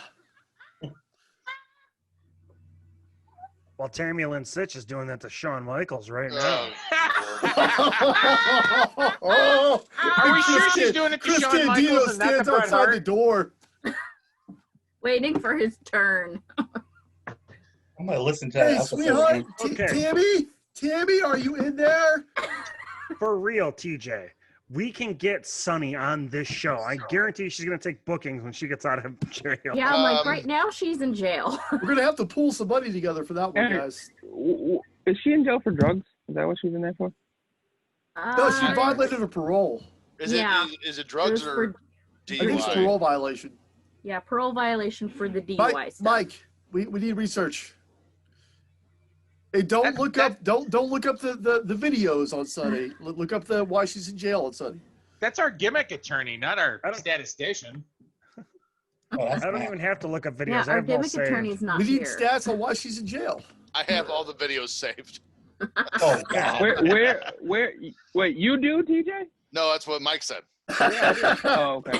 I do We can not. do a Top He's Guy like, whose theater watch computer most. am I hacking? Hey, who remembers the brief screenshot of JBL's computer where he was Googling somebody? Do you guys remember that incident? Yeah, there was a porn thing open. And there was a Yeah. porn thing? It was just a tab, and he was like such and such, I don't remember who it was, but it was some ridiculous like beast of a woman. It was like such and such nude photos. Lard Sullivan. How did he come back on the show? Sorry, I had to say it. Ugh. Because we're talking porn, and quite frankly, he did gay for pay, so. I don't know which part Pitbull number 2 is pissed off. He's about to hulk up. He's hulking up here. He says, I don't give a shit. I don't care what you do to Francine. Hit me. I don't know which part of the Lars Sullivan story is my favorite. Like he said the really stupid shit, got busted out, and somebody was like, "Oh, by the way, this guy was in a gay porn." I'm like, "Stop it right now! What is happening in the world? What? There's no way this is true." And it is. Can I ask He's how wearing an many A&W t-shirt. heterosexual men? How many heterosexual men then went and searched that gay porn? Me. Well, I did- Frank, you're I- one. I did not. So Frank definitely I'm- did. I am Okay, not we one. got that. I am not one. I am not one. Fun fact, that porn video was shot in Providence, Rhode Island. And to answer the previous question, Tammy Lynn Sitch was arrested on July 13th of this year for allegedly eluding a police officer in a contempt in violation of a domestic violence restraining order and operating a motor vehicle while during a second license suspension. And she's currently being held in Monmouth County Correctional Institution. So she's going to go do hard time. Hard time. Yes, you Hard eat there. That's who you could do. You could be Big Boss Man.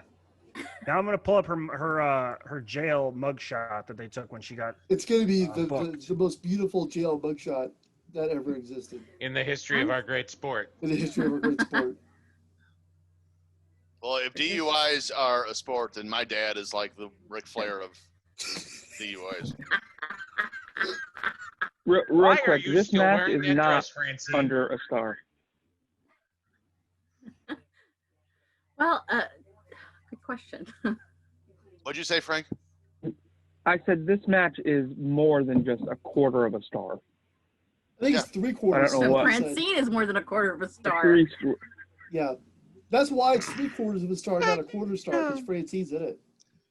I would like to This read is the a pretty write-up good on match. this match. To like, what was the reasoning he gave that this was only a quarter of a star? I'll log back into the Wrestling Observer and take a look. Probably because, like most people, they weren't watching the match. Yeah, Like us. Dave was like, I gave it a quarter of a star because I couldn't see if Francine was wearing too much. If she got rid of that jacket, it would have been 3 stars easily. No one did. It would have turned into the boxing match or AWA challenge. Oh Lord. I think Oh we yeah. talked So about. we kind of mentioned something about that earlier. We didn't really dig into it, but the Colonel De Beers thing. Brandi, I don't know if you're up on this, but we were I'm watching a Colonel De Beers match on the AWA Team Challenge Series. It's that exciting. Oh, wait, And wait, the porn thing. No. No. Not that I'm aware of. I mean, he could have. It was the 80s. But we found out in the mid to late 90s when he was on the indie circuit. Because first he wrestled for Her Abrams UWF, which is just outstanding. And then, so he was doing the indies. He started to, he was promoting the Aryan nations and some church that was essentially tied to it. And I'm reading, I'm like, oh, so this guy's a racist dick. That's fun. I didn't know that. Some angle with a referee where there's a black referee. That was in UWF, yeah. Just bizarre shit. Like, oh, you thought it was bad in the Team Challenge Series? It's going to get way weirder after this, fellas. That That's whole insane. AWA Team Challenge show, which was a beautiful show, and I'd recommend going over to Top Guy Theater's YouTube page to take a look at it, was just, I don't know that I have the words in my vocabulary necessary to describe how weird and awful and wonderful and erotic it is all at the same time. You know, if AWA would have made a poster that had all the descriptions you just said, it might have been a success. They might have actually had people in the stands, and they didn't have to make shit up. Show the same 8 people at the showboat every time somebody walks out. What you're saying is if Greg Gagne didn't promote the show, it would have been a success. What I'm saying is that if Eric Bischoff had Gagne is promoted a that show, fucking asshole. it would have been better. I got more chair and throw promos for Greg Gagne one of these days. I'll throw a chair right through my window for that son of a bitch. No, and also another reason to go back and watch that show is Eric's fabulous hair from 1989. Oh yes, Eric's hair is. Oh my god. I wish I had hair like this. Do you think his curtains matched his carpet? Absolutely. Somebody's gonna one of these days. Somebody will Brandi, shop we that. need more investigative reporting, please. Go check that out for us. They I'll didn't have have Lauren find out. They didn't have Manscaped in '89.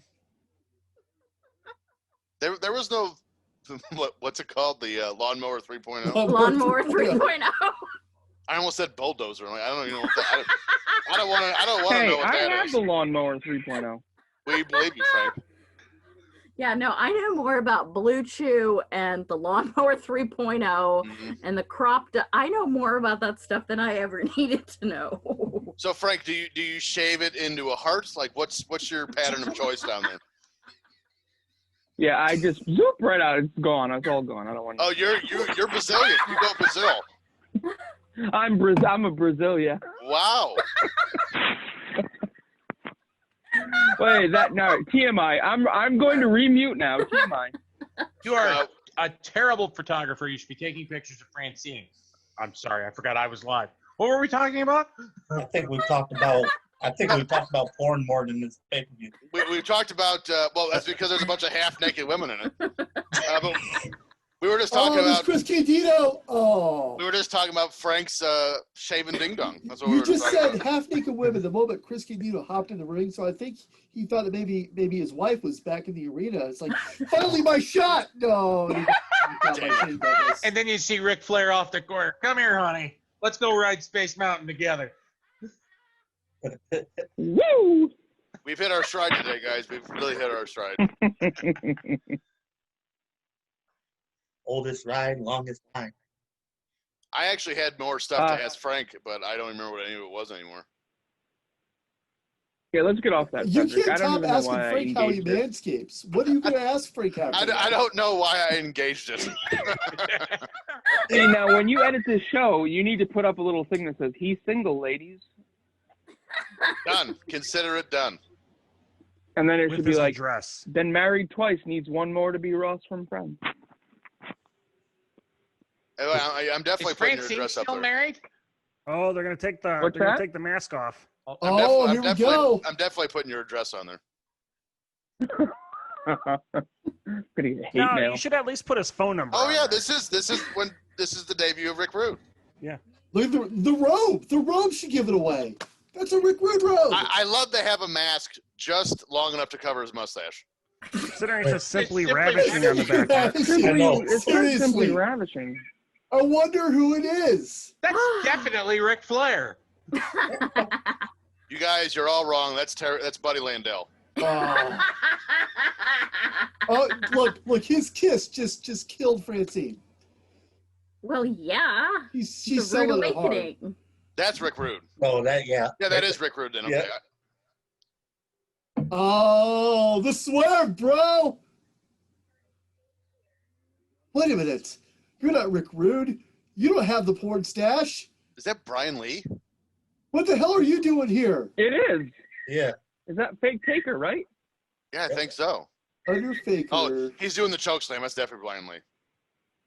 911. No. Get up, get down. 911's a joke in your town. You know what's fun is I've watched a lot of ECW. I've never once seen a 911 match. Is that actually Rick Rude? Yeah. I thought he had that Lloyd's of London thing. How How was he could you even not able to have any recognize He's not the physical actually mustache? talent? wrestling. He's Rick not Rude. That actually mustache wrestling. is recognizable anywhere in the world. So this is the short time Rick Rude was actually Joey Styles had an announce partner with Rick Rude. Look at did you see Francine's look at her face? She's mesmerized by that mustache right now. And he was I think he started managing Brian Lee. Because if I remember correctly, Brian Lee had just returned from doing the DOA stupid shit, which is also Frank's favorite faction. I we was found about out. to say that. Favorite I thought it was match Los at SummerSlam Boricuas. 97. It was Los it was DOA versus Boricuas. Los Boricuas. That's the whole reason why. That's the whole reason why Frank picked that show. The most So in the famous year manslaughter. In the year It's the useless 1997, knowledge. It comes out sometimes. Rick Rude was in ECW, WWE, and WCW. Yes. Man, he gets around fast. Close to really. Actually, no. That's Never what mind. she said. Real quick, I'm gonna hit a serious note for a second here, guys. Seeing Raven on the screen reminded me our good buddy Joey Carr, who TJ mentioned isn't here tonight. Joey, we're really sorry you weren't out here. The reason why I mentioned this during Raven is because Raven actually retweeted a photo of him and Joey when Joey met him in 2017. But it really sucks you're not here, buddy. We can't wait to have you on the show. Yeah, we're gonna get you on one way or the other. I can promise you. Joey was awesome. Absolutely. Joey's the man. Joey's our new best friend over at our ad-free shows fam. And he's an incredible person. And you should go follow him on Twitter at Joey S. Carr. Or Yeah. Joey Scar for the cool people. Now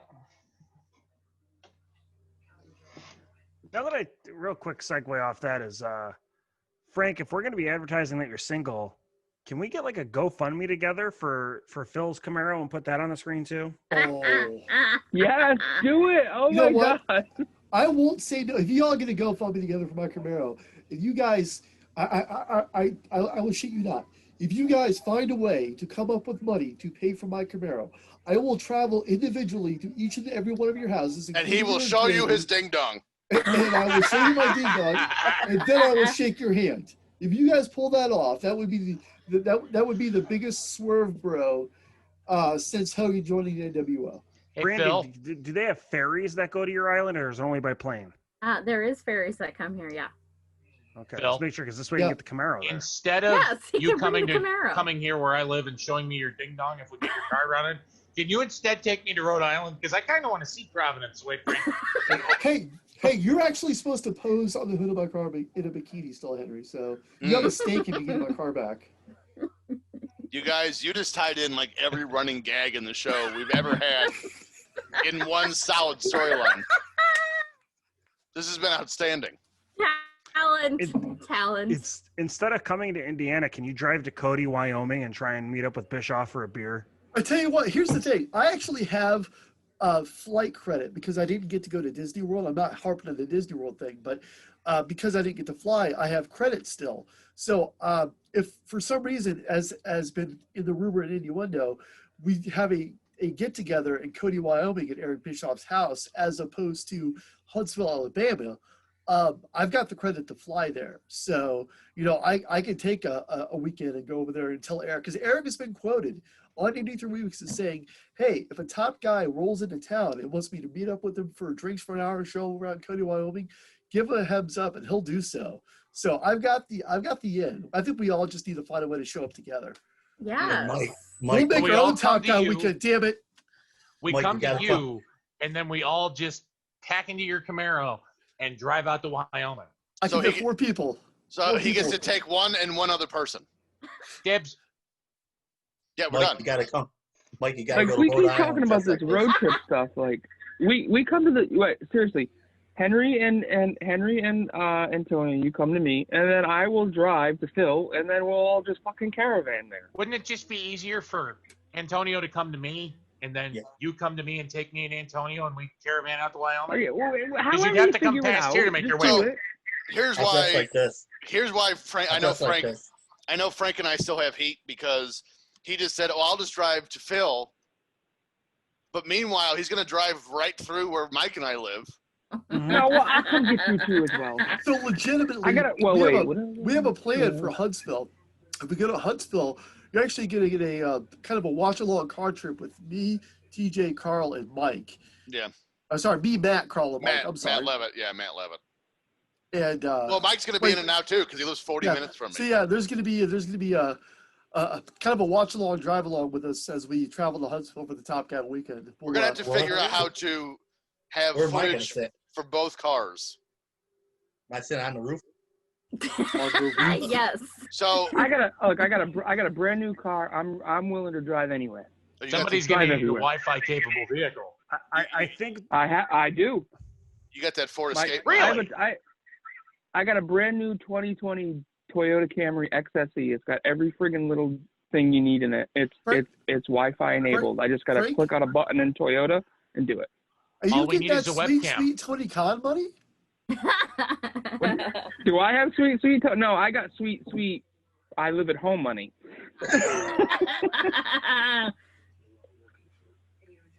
And after about 2 days of traveling, I'll see y'all there because that's about how long it'll take me to get there. Fun after little that side statement, note. ladies, don't forget Frank's single. Frank is single. And ready Right. to Come live mingle. in my basement with me and my parents, please. And grandma. come see me. Right. We've got so much privacy here. Hey, ladies, all that means is because he lives in a basement with his parents that he has more money to blow on fancy dinners for you because he doesn't have to pay rent. So you ask for that big Whoa, steak there you and go. that lobster. Frank, You we get the need surf to. and turf. Frank, we need to discuss your sales pitch. Bill, I'm going to argue Oh that he's my not God. taking him out to nice dinners because that's what he's going to say. That's how he gets to save money. And Mom's going to make us a nice dinner. We'll Oh, go out. We'll go to Providence. I wouldn't do that. I work for a restaurant group. I can get anybody a nice dinner. You work for a restaurant group, what, in Waterloo, Rhode Island? Water. Hey, My company is in Hey, San Francisco. I just So work we've got remotely Taz and for them Sabu here. in the ring here, and Sabu looks like he's about to stab somebody. We got Bill Alfonso pointing over here at the shorty Taz, who's he's actually taller than Taz here. He's adjusting his pants here. It looks like he's actually going to get rid of Sabu while Taz watches. Here we go. Alfonso and Sabu in the ring now. This should be a 5-star classic here. Do you have a death wish? I don't understand what you're doing right now. Antonio, why don't you go as Taz to the Halloween party? I told him that. He's too I thought tall. you said Miro. I thought you said Miro. No, I said Taz. Well, which version? This one? Yes. Any of them. We'll get you an ECW title, and you can be the, what did he call it when he wasn't the champion? I forget again. FTW He's title. the FTW Thank you. champion. Okay. So I pulled a Young Bucks today. I made a very rare trip to Walmart, and I won't get into it here, but I don't like Walmart. I hate Walmart, as a matter of fact. But I was at Walmart last night, not today, and I was looking for AEW merchandise. And all they had was AEW World Championships. They had 0 figures. They were all sold out. You'd be Those shit things out are of luck selling here, like dude. hotcakes. I'm not For buying everything Why do you I hate have It's is Tony Walmart? Schiavone. So you, Why do you hate Walmart? yeah. I'm So not going to get into it. I really don't want to get into it. That So is a huge rant. That's where the Camaro broke down, okay? Actually, it broke down while I was delivering pizzas. Oh, Pizza. that's I was horrible. working my Those side poor job, I have a- delivering pizzas. And I it used to broke work for down Walmart. mid-delivery. But yeah, no, you'd be shit out of luck here. That's all I got. I got Walmart. That's Yeah. it. I mean, Do they have any title belts? Because when I went to Walmart the other day, I became the undisputed heavyweight champion of the world. I am, however, looking for an intercontinental belt that I can't seem to find anywhere. they had the AEW Championship and the WWE SmackDown Tag Team Championships. That's all they had. Which is great if there are 2 of me. I don't think However, the I Same ones by in the situation out myself here. cannot be a darling. tag team. no, you could be either Kane or Daniel Bryan from Team Hell No, I am the Tag Team Champion. and just walk around No, town I'm the tag team champion. and you just scream in people's faces, "I am the tag team champions." Literally scream in their faces, too. You have to hold the belt up and get Yeah. like right in their face. I'll do that first by going down to Knox County, Tennessee, and doing that to Kane. and then you'll There be you go. dead.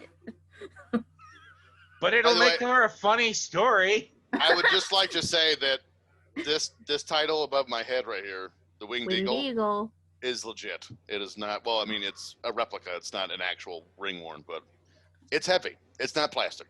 They are not. They're. If I they're- could cobble together the funds to do it, I want a big gold. And if I got a big gold, I would Oh, display it right here behind me underneath the map. So I the thought bi- you were about to say if you could cobble together the funds, you were going to get my Camaro fixed for me. No. That No. what I want to do is cheaper. And unfortunately, as much as I'd love you to have your Camaro back on the road, So Phil, let me ask you this. So you said if we could get you a GoFundMe, and we funded it to buy your Camaro back, you would drive to everyone who, you know. Now, participated. I might not necessarily be able to do it on one trip, but Well, for one, it wouldn't make it. For one, we know But, that. oh, But- so I could do like we're gonna I could drive do- by I could do TJ. 4 of you guys in one trip for sure. But I would hit all of you guys up and I would give you hugs. I love that he automatically assumes that it's going to be us. No. I'm not saying you would fund it, but because it's all of your idea, and this seed was planted here today on Top Guy Theater, and you guys are the creators. You guys get the hugs. So if Mike, I'm looking at you right now. If we make this GoFundMe page, first of all, what if we called it I Heart Walmart? All right, I'll tell you what. As a bonus, if it happens, I will make a bonus show and give you my entire Walmart rant. Okay, I like it. if we help you get your Camaro back, will you help me get a big gold? Absolutely. So So I how do actually, you create a GoFundMe page? they're I'm actually already on it. the big It's gold actually is really easy. the big gold is actually next on my list, and there is a website out called vandubelts.com, and they actually make the original Crumb Rye style big gold replica, so it's super huge, and it's got a silver backplate with the gold trim and whatnot on it, and it's gorgeous. It's $1,800, and they also have a layaway program, so that will be next in my house. Will they make any belts? They actually have a list of all the belts. They don't just make the big, and actually they make like 5 or 6 variations of the big gold. I think if I remember right, one of them's gunmetal black, like the back plate is, which is tremendous looking. But they have a menu, like a list of, hey, these are the belts. What's it called, DJ? Vandu, VAF. So V is in Victor. ANDU. Figured that.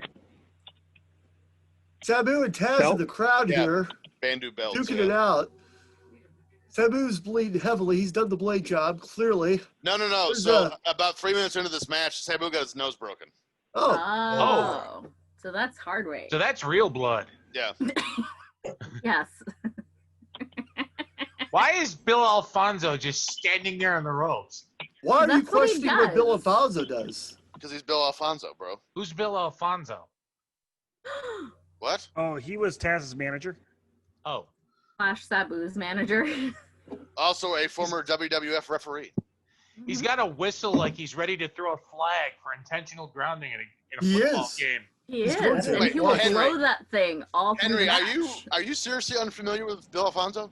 I am. I don't know much about ECW. I know. Oh, do I have a story for you? Oh, God. There's one match that you need to watch. It's an ECW match. Bill Alfonso versus Beulah McGillicuddy. Yes. And there's a story behind it.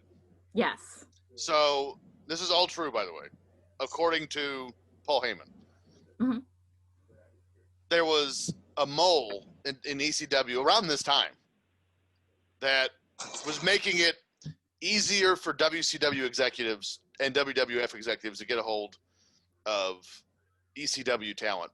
More so WCW because Vince was helping fund ECW at this time. So, I mean, it was more WCW than WWE. And when they found out, originally they thought it was Todd Gordon. And actually, I think, if I remember right, Todd Gordon was one of them. Yes. And he actually quits the company immediately. He resigns as the commissioner. And then they heard one of the voice messages that somebody left, and it was Bill Alfonso talking. It wasn't Bischoff. It was somebody else in WCW brass. I can't remember who it was. So Paul wanted to fire Bill immediately, and Bill wanted to stay. And so to like prove his worth, they put him in. And if I remember right, that was actually a tag match. It wasn't just Bill and Beulah. It was a tag match of some kind. I think it was Beulah and Tommy Dreamer against maybe RVD and Bill, something like that. And Bill Alfonso blades in this match. Mm-hmm. Oh, Bill yeah. Alfonso almost dies in this match. Mm-hmm. He almost bleeds to death. Yeah. And because of that match, Paul let him stay. But he makes the JBL Eddie Guerrero match look tame. Like he bleeds Yes. a ton in that match. Buckets. And that was a brutal match, too. Yeah. That was.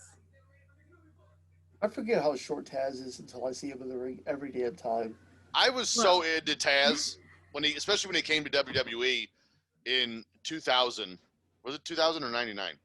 2000. 2000. Around the same time as Kurt Angle. Yeah, Like I was 6 months after. Yeah, it was 6 months after. I was so into Taz, and then just to watch him just fade into obscurity quick was disappointing. Just like every WCW superstar not named Booker T and Goldberg, he got the shit treatment, just like all the WCW superstars. Yeah. We're still talking I'm about sorry. Taz, Spell right? Vandu for me again. Spell Vandu. Vandu for me again. VANDU. If you Google it, it should pop okay. up. Okay, you need to get off Francine's OnlyFans account first. Then you can get there. Oh, is that what it is? Is it That's not Vandu.org. No, I don't want the Vancouver Area Network of Drug Users. What the hell is that? Wait, what? Pat's just got a chair thrown in his fucking face. Frank, what did you Network find? didn't edit that out. The Vancouver Area Network of Drug Users. Wow. Okay. All right, I'll That's check his this later. homepage. That's your homepage, Frank. Get off your homepage and listen to the website that TJ is giving you. My fan page is called Lonely Cock. I mean, it's Oh my Lord in heaven! In the show. Sorry, It's over. I'm going to We're mute done. myself again. Cut it. Cut. Can we start over?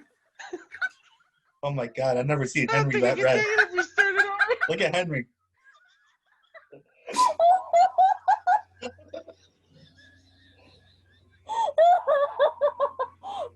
All right, Frank, we're just gonna carry on with that. When's the last time you got laid?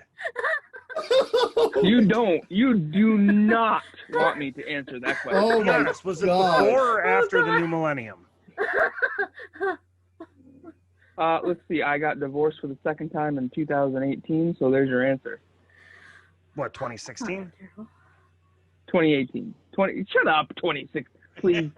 2018. And what was his Last name? year. Oh wow. Yeah, mine was back in What'd you say? 2020 minutes ago. Wait, you got laid during the show? I said 2020 minutes ago. Remember when his internet crapped out? That's it. Was Oh, right see, Yep. yep. I did disappear. That my computer died. I was Last year, 8 my years backyard. old the last time Frank got laid. I mean, you guys heard the news. All It right, was let's broken get- on let's here get that, off that that subject. my kids aren't doing well. They're sick, and so there's a chance that we're all going to have the Rona and die. So we had to get one more in before that happened. So that's why I had to black out. Sorry, guys. For 2 It's been minutes. Yep. It's been 13 weeks for me because my wife's 13 weeks pregnant. Last year in my backyard. I'll be right back.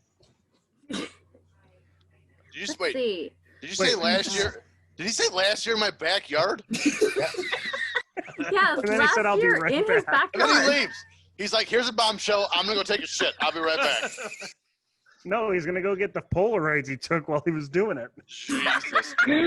criminy. I'm gonna go take a shit. I'll be right back. Mine was March before the pandemic. Meanwhile, Taz is in the ring here, and he's having his way with Sabu right now. The chair is dented horribly here, and he's talking shit to the fans. And what's Sabu going to do here? Oh, a kick to the back of the Taz's back. Kick to the back of Taz's back there. There we go. That's a good call right there. TJ, That's you right, guys like Excalibur. camping? Did I'll you say guys it. like camping tents? Did you get a camper? What'd you do? I'm not homeless, so I don't camp in tents. I have a camper. Smart man. Springboard off the chair. And camping. Oh, that was a botch. So I'm trying to find. I don't think this can't be right. I'm trying to find the website that makes the belt I was looking at. Now I can't find it, of course.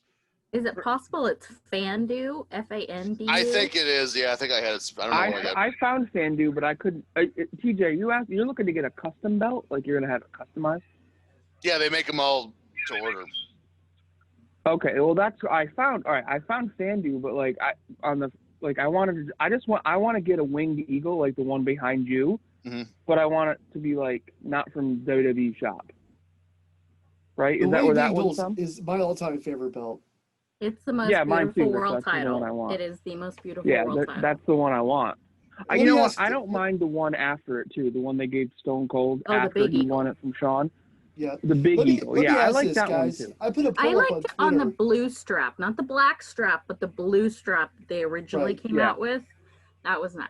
I put a poll up on Twitter Go ahead, a while back, but obviously the votes are anonymous. So let me get your take on this: belt over the shoulder or belt around the waist? Around the Over waist. the shoulder. Phil, I voted on that. Phil, and I believe it should be around the waist. When you're the champion, unless you're Yokozuna, okay, or the Big Show, or he was able to wear it. I Or think Frank's you should wear the ex-wife. damn belt. Or me. I'll tell you this, guys. The very first image, if someone were to play the word association game with me or image association, somebody says WWE Championship, the very first image that's going to come to mind is Bret Hart standing in the ring with Mean Gene holding the mic in his hand, with him with that belt over his shoulder, just clutching it like it's his best possession, just looking down at it and talking to the belt with that winged eagle just right there on display. Always, every time, that's the image that comes to my head. There's It's a on the third shoulder option. 'cause But it's not a when he belt. came to a match, he wore it around his waist. Yep. But when he did promos, it was on his shoulder. Because he wanted to He's show that wanted- shit off. But there's a third Yeah, option see, because the I don't mind Undertaker promo on the dragged it to shoulder. the ring. Or you could be like Roman Reigns and carry it behind your shoulder like a douchebag. You know Yeah, what I I hate would- that. You know what? CHE, You're right, BAG. Mike. You're right on that. Here's what I love about everything he just said. We listed all those different methods of carrying a belt, and then he called Roman Reigns a douchebag. Hey, there is the Stone Cold method of just kind of dragging it around like it doesn't chuck fucking it. mean anything, just like dangling on your Yeah, side, I hate it all. throwing it in the ring. Fuck that I belt. hate that. Like, no, treat it with respect. It's a championship. People don't throw around Vince Lombardi trophies. This You just know, gave me an it- awesome No, idea. Rob Gronkowski just occasionally uses him as a baseball. Brandy, that was fucking perfect, Brandy. If you think Right, you're about right. Stone People don't- Cold as a character, the way he carried the belt actually worked for it. You think about the belt. The belt stands for WWE champion. What did he was anti-corporate. He didn't like Vince McMahon. He didn't like anything Vince stood for, and that includes WWE and the belt. So him just nonchalantly just swinging that belt around and throwing it in the ring and whatever. That's the exact attitude he had towards the company he worked for. So Phil, this just gave me an idea. Instead, if we raise the money for the Camaro, instead of driving to Northwest Indiana to meet me, you can go see TJ if you want. Can you just drive to Stamford, Connecticut, and stand outside WWE headquarters holding a sign that says Roman Reigns is a douchebag I will. for a whole day? Just stand I across the will. street holding a sign. I will do that. Oh yeah. Hold in a on. heartbeat. When security tries to escort you off the property, tell them that you have an appointment with Bruce Pritchard. I will. See if you can't film that I'm live. just saying, my name is Mike Kolb, and I sent so much fucking Sobe water to Bruce Pritchard, and he owes me I was 5 gonna minutes say, of his I got time. Toby. Fun Oh, fact. I don't give a s- shit if he's in a meeting with Vince McMahon. I want my I- 5 minutes. Look! His 2 o'clock with Vince isn't going to happen at 6:30. We all know this. Give me Bruce Pritchard. Fun What I- fact. When I sent the last shipment of Sobe to Bruce, I answered the questions really quick. They're like, "Is there anything liquid in your package?" Like, no, not even thinking, right? And then they tell me they're air mailing it. And I leave, and I'm like, "Shit, is all these fucking bottles gonna open up in this package?" Now he's gonna get it. It's gonna be empty and just It'll soaking be- wet. And he'll be sucking out the blood mango and Sobe He'll through the still do it. cardboard of the box. So what I missed? You don't want to know. So I don't mean to be rude. You're I not. have not been listening to a goddamn thing anybody's been saying. Damn, I feel a bit But- sharp for my kid. But Frank, to our previous belt discussion, Bandu does have nice belts. I actually had this talk with Jay-Z Flair, shameless plug. But oh, by the way, the Jay-Z Flair show, Through the Screen Door, and Saved by the Pod. Listen to all those while you're at this week. But I love Saved by the Pod. topropebelts.com. He told me the ones from Fandu are really good, but they're smaller. Top rope belts are like hand make all, and it's so the one it's the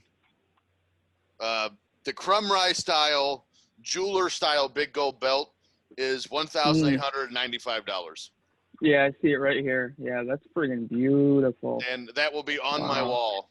The match is over, folks, and Taz just won with the Taz mission. Sabu's a bloody mess on the ground. We're probably that's not going to see him till ECW 2000 and WWE Are buries those him. real, Brandy? Oh, that's the woman's Yes, belt. these are real replicas. Oh God, that nose his legit broke. That looked nasty. And for Brandy, this one, is that those are those? They're pretty decent, right? Or they're Yeah, like they what, are. 300, 400 bucks? yes, but I won these in a raffle. I'm in a belt group on Facebook, and they raffle off belts, and I won 5 belts Yeah. of my choice. That NXT belt, was that the one that was previously owned by Paige and Brad Oh! Maddox? Oh! No, although I think man. that one Famous. is aesthetically prettier. No, it's not. That was the silver with the pink stones. Lord What Almighty. else have I got around here? So for the I guess the I'm trying to break this show back a little bit, but the historical context of this match. This is the first time Taz and Sabu had wrestled. Yes. This was like the big dream match everyone wanted to see. And it looks like Taz is legitimately hurt too because he's not moving his arm. Yeah. Oh, I thought he was grabbing his crotch. Oh, look at that Could one. be both. You see, Low-key big Sabu, hug. this here is my gimmick right here. Frank doesn't know how to use one of these yet. He will eventually. But right now, I just want to apologize for my gimmick breaking your nose. This has got to be our most just off the wall bullshit Yes. episode we've done And so it doesn't far. have Carl Mandic. It's Yeah, ECW. No, Yeah. it doesn't even have Carl Mandic. That might be why it's off the rails so bad, because Carl is better. He has more television news experience, so he can sense what shit's going off the rails faster than I can. But by the time I know, I'm like, oh shit, we're already off the tracks.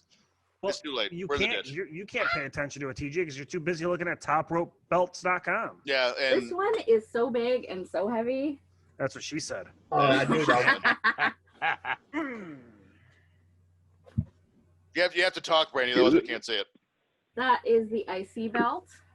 So That's the cruiserweight not the belt. IC. The this new is the IC cruiserweight belt? This is Oh. huge. All right, time out. Everyone stop talking, because I've seen everyone except Brandi so far. Brandi, describe your belt so everyone can see it. This is the cruiserweight belt on the purple strap. And it is actually a lot bigger than I thought, and it is quite heavy. That's the first thing my wife ever said to me. The That is- absolute highlight there, though, Brandi. Come to speaker view. Get off, Brandi. Come to speaker Oh, there's view. RVD. RVD's in son there. of He a- says, fuck you, Taz Sabu. I got a problem with you and your broken nose right there. I don't care if you bleed all over me and get corona. This is a problem here. Look, nobody beats up Taz like I beat up Taz. Why don't we go back and get high and discuss this like gentlemen? Hey, is Taz behind me right now? I think, shit. Okay, Mike, go. The highlight there when you were showing off that belt and you were talking is it was stuck on speaker view and all I saw was Frank.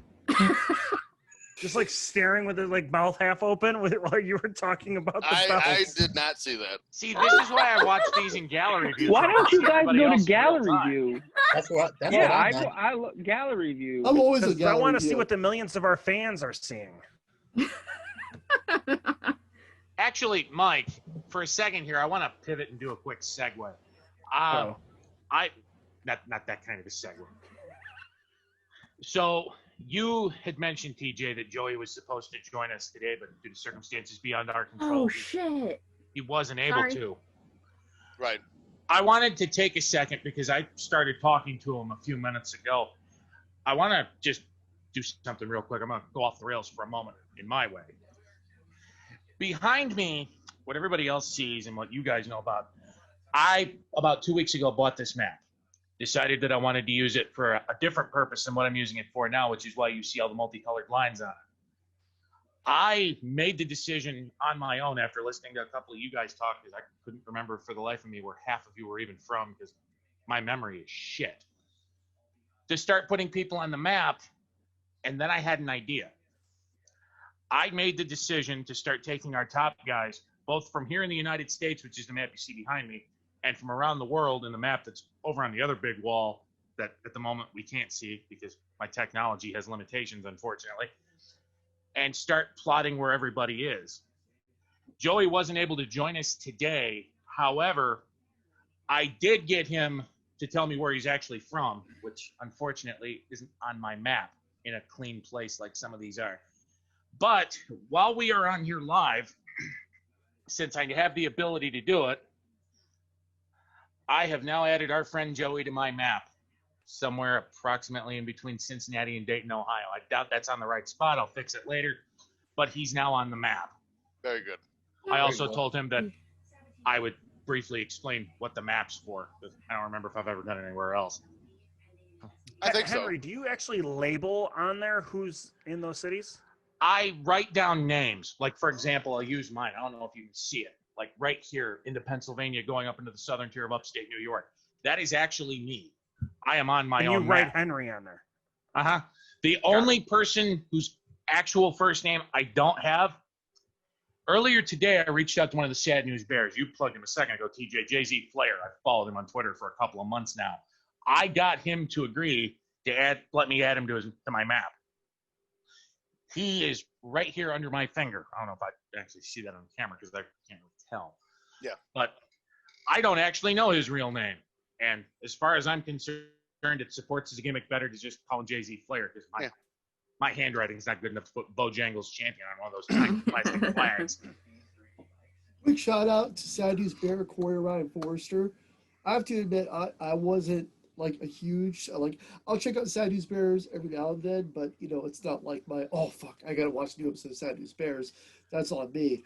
But after seeing Corey Ryan Forrester's newest video the other day, huge fan, absolute huge fan of Corey Ryan Forrester, and I hope I get to see him live someday. His promos he cuts as a European champion, the Buttercream Dream, are I was in tears the other day on this last promo. terrific. And I actually retweeted that promo to Batista, of all people, because I knew if anyone would like that promo, it's political. I'm not going to get into it.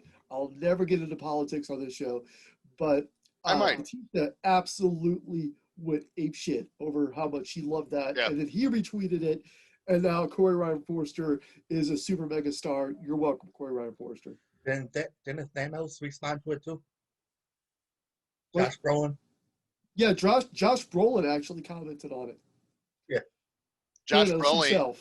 Josh Brolin from Goonies fame. Goonies fame. Goonies never say die. That is 100% accurate. Also in today's news, total random segue here. Dak Prescott's season with the Dallas Cowboys is over. Is over. Wow. Wait. The New York Whoa, Giants what? won? His foot's not supposed to go that way. Oh! Oh, he Delaney Walkered. Holy Oh. shit. Oh, he did a Sid Vicious. Thank you, Phil. Oh my God. You know what's really ironic about all this? So yeah, we need Is- to check on James because Well, I was just gonna mention that because as that got brought up, James is DMing us, telling us that his football season's over. How is his football season over? The Cowboys still have the lead. They've got Andy Dalton. He helped Buffalo go to the playoffs 3 years ago. They're fine. Andy Dalton did? The last You don't week. remember? You don't remember that play from the Bengals-Ravens game? Oh, Baltimore's yeah. I one got down that. away from going to the playoffs. And Andy Dalton works his magic. And then Buffalo fans from all over the world gave him like $500,000 to his charity or something like Yep. Yeah, I remember that now. So we need to keep an eye on James and make sure he doesn't, yeah. you know, we need to- steers clear of bridges and stuff like that. Yeah. Go ahead, Phil. Go to your wee room. They were 1-4. Wasn't their season over? Not in that division. Mike. that. Right at the moment, we're probably going to see, if somebody's watching the CBS game that Tony Romo's a part of today, Jerry Jones is probably going to reach out to him to play quarterback for the rest of the season. Beulah McGillicuddy. Oh, that's beautiful. Oh, With Tommy Dreamer. Beulah. Ooh, that's nice. Ah. Ooh, that's beautiful. Oh, my goodness. She's one of those wrestling characters that has just vanished over the years, and everyone's like, "Where the fuck is she?" She actually is still married to Tommy Dreamer. Yep. And Married. she's They like, got daughters. isn't she like a professor? She's like got like a pretty decent job from what I remember reading. Yeah, or she something. works the job. Yeah, she's smart. And we were talking about Playboys earlier. Wasn't she in a Penthouse? She was in Oh, yeah. Penthouse. Yeah. Okay, I need to find that Penthouse. She was Come on, in the baby, take off that jacket. she was in the ECW equivalent of adult magazines. Yes, she was. She was in Penthouse. I actually just tried to get Shawn Michaels' Playgirl to send to Frank Bruno, but then I realized it was $80 on eBay, so I decided against ordering it because Yeah, I wouldn't I have ain't done paying that. $80 for that. No. Wait, oh my lord. You're How going to much- buy a Dick magazine as a rib? Yeah. I was gonna say I have it sent to you. He was until he found out it was $80. How much do you Fucking think? Ashley, yeah, no. How much do you think the sock he stuffed in his bicycle trunks would auction for on eBay right now? Oh, God. I don't know. Some people are pretty perverted, so that could go for a couple $100. Before I send this, Phil, confirm for me real quick. Buttercream Dream is part of the Sad News Bears as well, yes? Yes. Corey Ryan Forrester. I found him. I was about to send him a message. I'm like, wait a minute. The Sad News Bears is one of the things I haven't started watching because I'm Oh, still wait. catching up on things. Dennis Rodman.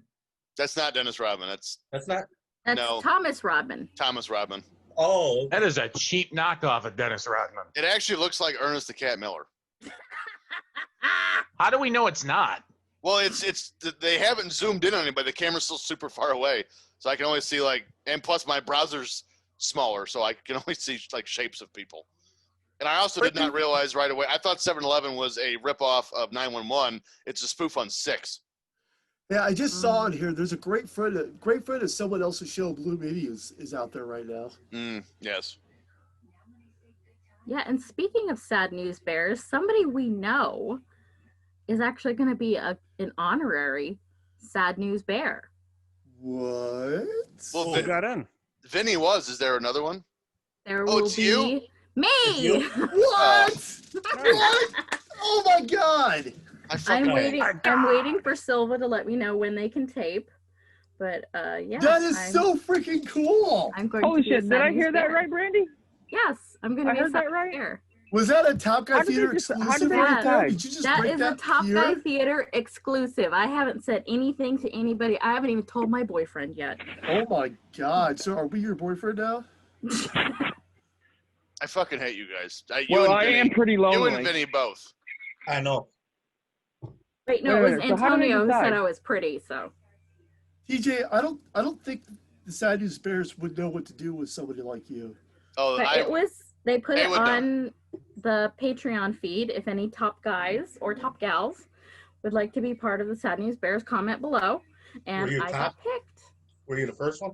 I commented gonna be too. the I just second how do they decide? Do they just randomize it or they just go? Yeah, I with don't probably. whoever? know. Probably.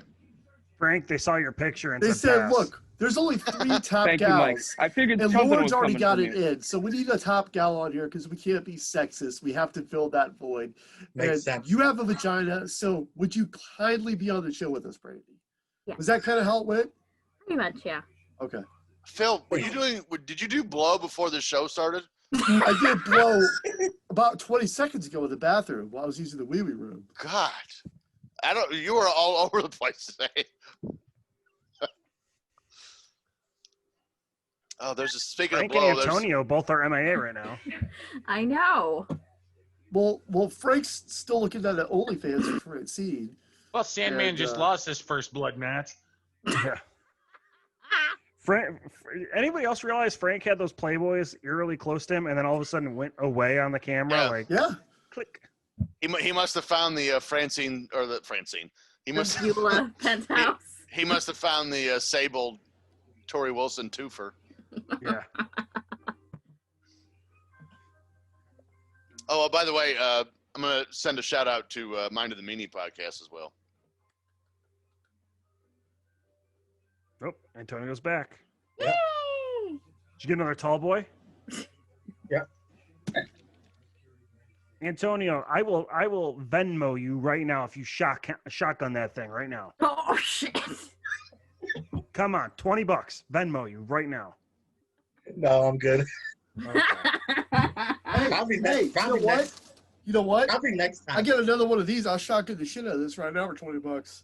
Yeah, okay, we know you will, Mr. Camaro. Since I know you're harder for cash, I'm only going to Venmo Oh no, you 10. I would do it for 50 cents. Really? Yeah, I mean, Okay, deal. I 50 just cents, shotgun- do it. I got half of this right now. I just do it for funs. I actually don't even drink that much, y'all. Believe it or not. I want you to call your wife into that room, and then when she comes in, pierce it and shotgun it right in front of her and see if she says anything to you. Like, have her commentate on it or something. Well, I mean, she refuses to be a part of the show or on camera, so how would you know I wasn't just making this shit up? Because we'd hear her, wouldn't we? No, not on these headphones, you wouldn't. I funneled beer before in college. So That true was it. story. If You in ever case butt anyone chug? wants to know what Domino's employees that? do and why your deliveries are so late, is Nope, that I don't want to know. I don't want to know what Domino's employees are doing. we shotgun beers behind the store constantly. That's actually better than I thought it was Yeah. going to go. Let's just say in college I funneled I think they poured maybe almost 10 beers in the funnel.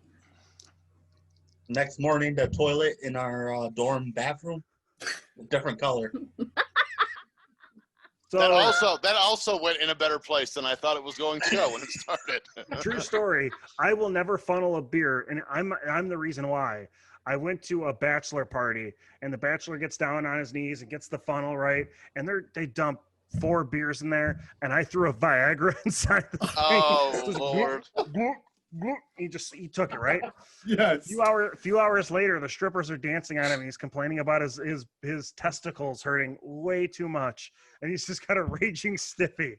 So now I'm like, I'll never funnel a beer because someone's gonna do something like that to me. Let me guess, a cat couldn't just scratch it.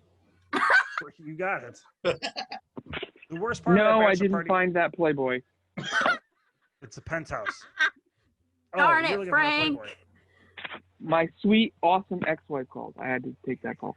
Mike, Speaking of Playboys, here comes Terry Funk. I'm really upset that we live so close, and I'm just discovering you like for the first time 2.5 weeks ago. Let's get together, bro. It needs to happen. Frank, I got you, bro. You said you've never seen the Sable Tory Playboy? That's correct. That's where he just Okay. was. I'm buying it right now for $9 on eBay and sending it to you. Nice. You don't have to do Best that. $9 you've ever spent, buddy. It's going to be addressed to Frank, the mother of Frank Bruno. Oh, Jesus Christ, please don't do that. Oh, my It's God. happening. Oh, I need to move out. For at least a week, you will forget that you don't have a girlfriend. Back to I don't know. Twitter now, After the and address. experiences I've had in my life, I don't know that I ever want another one. Hey, some of us are not that bad. Oh, Brady, I nobody think you're in here, awesome, but but one, some you're of us. taken and you're on the other side of the country. That hasn't stopped us. He lives on Long Island. This show has just completely. But you're burned the taken. place. Yes, I He am. lives on Long Island. Frank's like his neighbor. So if there's a such thing as jumping the shark for a YouTube show, the show Yeah. is the Jump the Shark show. Not only did we jump the shark, we fucking somersaulted over that bitch, then blew it up in dynamite after we were done. I think everybody's gonna love this episode. This show is completely burst into fire, and I don't know what to do from here. At this point, we just have to go with it because Some there is people no just want to saving watch it. the world burn, TJ. Like I'm genuinely excited because Terry Funk is in the ring, and I love Terry Funk, and I can't. All right, everyone quiet. I don't TJ's have. got his funk boner, so let's. I don't watch. have the words to discuss of like this show has just shattered my brain. All right, everyone, let's give TJ a few moments of silence for the funk boner. Here we go. You know what's funny is Funk is what 52 here, 54. crap. 54. He is still. And remember, also he comes back as Chainsaw Charlie a few months after this, and Mhm, yep. he is still. And that match he had with Foley, the stadium match or the Falls Count Anywhere match on Raw was just something else. Like this dude at his age is still one of the best doing it in '97, Absolutely. and he looks great for being 54. Yeah. That's like when people used to shit on Ric Flair because his skin was starting to sag when he was like 55. I'm like, if I look like that when I'm 55, I'll be stoked. Yep. Right? I thought you were 55. Shut up. You took the words out of my mouth, Mike. What did I miss while I was gone? A lot happened. A lot happened. A Tony Schiavone run in. This episode shattered my brain. I didn't know how to talk. No, Mike has found in all his generous wisdom the special Sable Tori Wilson Playboy. Special To does send not to even be Frank. that goes under legendary status. And he's gonna send it to Frank's mom. I'm sending it to Frank, and literally, I've got the address typed in here. Ship to Frank Bruno's mother. Oh, is in the God. to part. Please hit send. Please. Please. Oh, You know the best part? She's just gonna open the envelope like, God damn it, Frank. See, this is money well spent because this was only $15 compared to the Oh, $80 Shawn Michaels nudie mag. So although if anyone is obliged to spend $80 on a Shawn Michael nudie mag, Just you can hook your Google girl it. up. just Google it. You'll get it. You're saying that as if I haven't. Then what do you need the bag for? You need like Research purposes. Frank, are you on that group chat with Carl, Matt, and I? What's Who? the name of it? Is it something phallic? It's text. It's text messages. We got a whole bunch. I think so. Carl, who else is on? Yeah, I am. Okay. You know what's fun? I'm not. You goddamn Yeah, dicks. Carl started that one. I'm also not. The only one that's ever texted me is Carl. So Oh, they're Well, too first of cool all, Brandi, you for never us give out your now. number. 907. Hey, are we doing this right now? Well, don't say it on here. I will put it in the chat for everybody. Hey, now Yeah. I have TJ's text message number, and he's responded to like 2 of my texts in the last month. So, to be fair, having TJ in your text group isn't exactly riveting. Here we go. Well, Okay. I don't read yours. Fair enough. Oh, it might help if I put it to everybody. Mike, what's the area code on yours? Is my contact name on your 312. phone TJ Camaro asshole? No, it says Phil Jackson. But you know what's fun is Phil just threw me under the bus for he doesn't answer my text messages. Guess who was the last person to talk in our text chain? Me. Shitbird. Hey, I was making sure you were dead. We were concerned. I reached out. We were They were like, concerned. does anyone Everybody have was TJ's phone concerned. number? I'm like, I've got his number. I'll make sure he's okay. And guess who didn't text me? Phil. What do you mean I didn't text you? You didn't text me. Yes, I that's right. did. But I replied. I said I'm fat and sassy, my friend. Oh yeah. You son of a bitch, you actually did it. That's fantastic. Was that you who just called me? Oh, you Frank? guys are going to hear from me for a week. What, is your mom going to ground you and take away the internet? Oh, here come the mom jokes. Lord have mercy. What did I? So- I gotta remember. Sometimes I shouldn't be Randy, so did you get forthcoming mine? with information. So Yes, I here's got word yours, for word. Antonio. Okay. Word for word, the conversation that TJ and I had via text. I said, "Hey, you've been dead quiet today. Are you all right?" And that was at 10:50 a.m. or p.m. on Wednesday, October 7th. So at 5:09 a.m. Thursday, October 8th, TJ responds with, "Yeah, man, I'm good. I was out with Dad changing oil in my truck and drinking beer. Thanks for checking up. You'll see me around again today." He probably put beer in the truck and oil in his mouth. If I know TJ. And then I said, "Good deal. Glad everything is okay." And he said, "Yeah, fat and sassy, my friend." That kind of sounds like a conversation ender with that fat and sassy, my friend line. You Unless, all just missed the moonsault from Terry Funk that almost killed him. I know. Yeah, that's right. He almost landed on his head. Well, for one, Phil, my dad's a mechanic, so I didn't do shit. I just watched. Oh. And I had beer after I changed the oil, not during. well, then Wait, you're if doing all it you did wrong. was watch, then why weren't you drinking while you were watching? I didn't have any at the time. See? Oh. That's a perfectly valid reason. I can go with that. And I love. How is I'm fat and sassy, my friend? How is that a conversation ender? It was for me. I was like, "Oh, well, then he's doing okay. He's his usual self." I don't understand what's happening right now. Like fat and sassy is a statement. Like that's just I'm here. I'm fat. I'm sassy. That's me. Okay, the Okay. status quo I'm has been here- upheld. I'm here and I'm That's- fat. I don't know about the sassy part. That's like me saying, "Hey, I'm doing okay." All right, thanks. End of conversation. Frank, what's your area code? 401. Okay. Perfect. I just added you and Mike. Is the other one Rocco?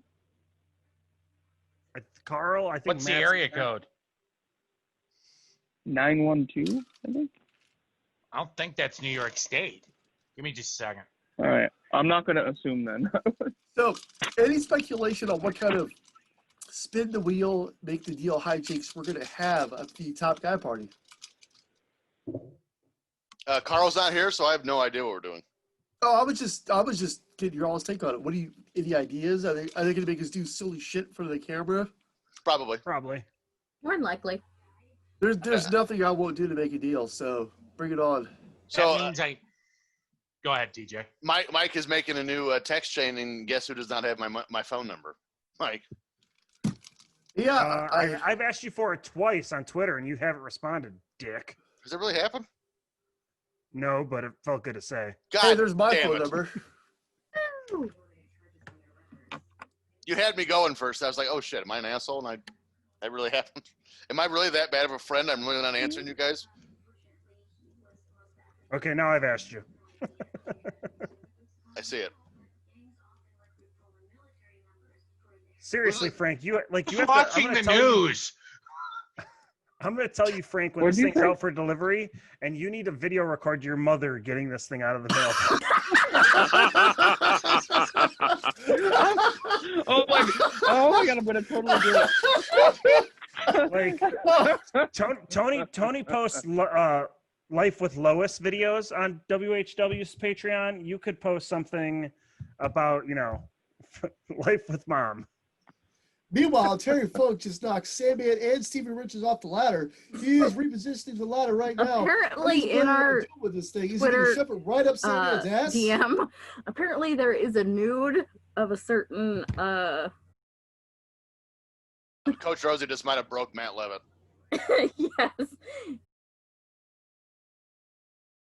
Yes, in Can I in our DM chat. Our DM chat. I found it, I think. Can we talk about the ladder they're using here? Yeah. I mean, they must have gone and like picked this up from the hardware store because it's still got the damn paint thing on the top of it. Yeah. Like, and Terry Funk legitimately just gave the Sandman CTE with the he just full board just socked him in the side of the head with that ladder.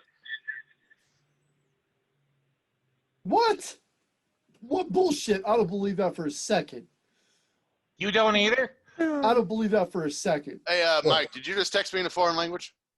Donde está, biatch? Yeah, that's yeah. Hey, Mike. I thought that might have been you. I think Mike's the only number I don't got. I also don't have mics. My phone number's out there for the world to see. I don't have so- mics. Nobody so don't feel asks. The only reason I have I like put my Frank and I. fucking thing in the All chat. you have to do, Mike, is text the number that we give you and go, hey, this is fucking Mike. Why do you want to The That only is reason not I'm even on Zelina a Vega. text chain is because Carl like added me to one, and I ended up like my phone was going off at 3 a.m. one night because Carl decided to group text a bunch of people. Yes. Like, My phone Does never that. stops going off with our conversations. Like I have to mute notifications when I go to bed. Otherwise, bzz, bzz, bzz, like my phone just all night. Somebody's awake. Somebody I just is posted indeed my always number awake. in the chat for all of you people that would like my number. Feel free to text me.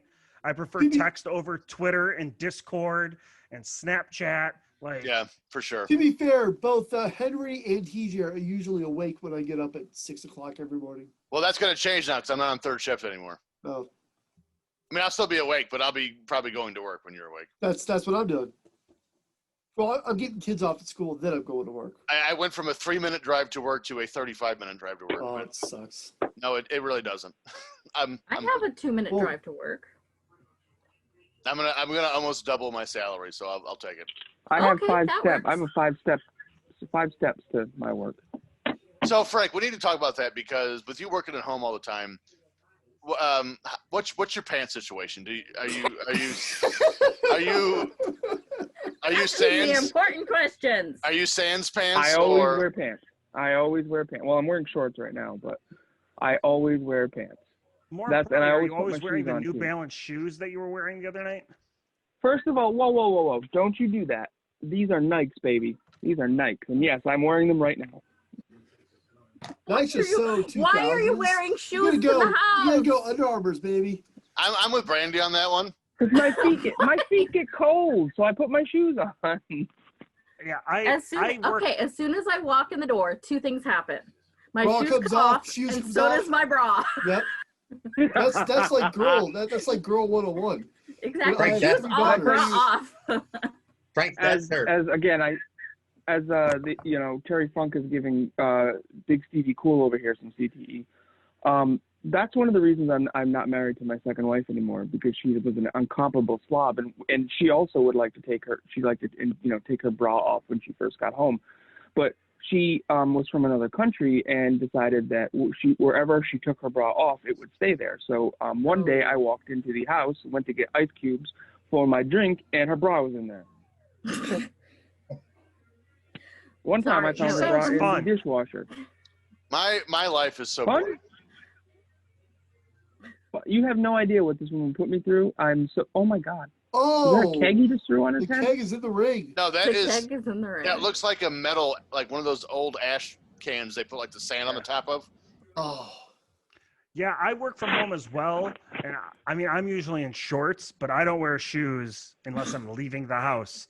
Like, it ain't happening. Yeah. It's just my feet get cold. So after I had my surgery, like my hands get cold quicker. I don't know, it's weird. My hands and feet get super cold super quick. So like I always am just like put my shoes on. I don't know. Speaking of your surgery, do you want to talk about your addictomy? My addict.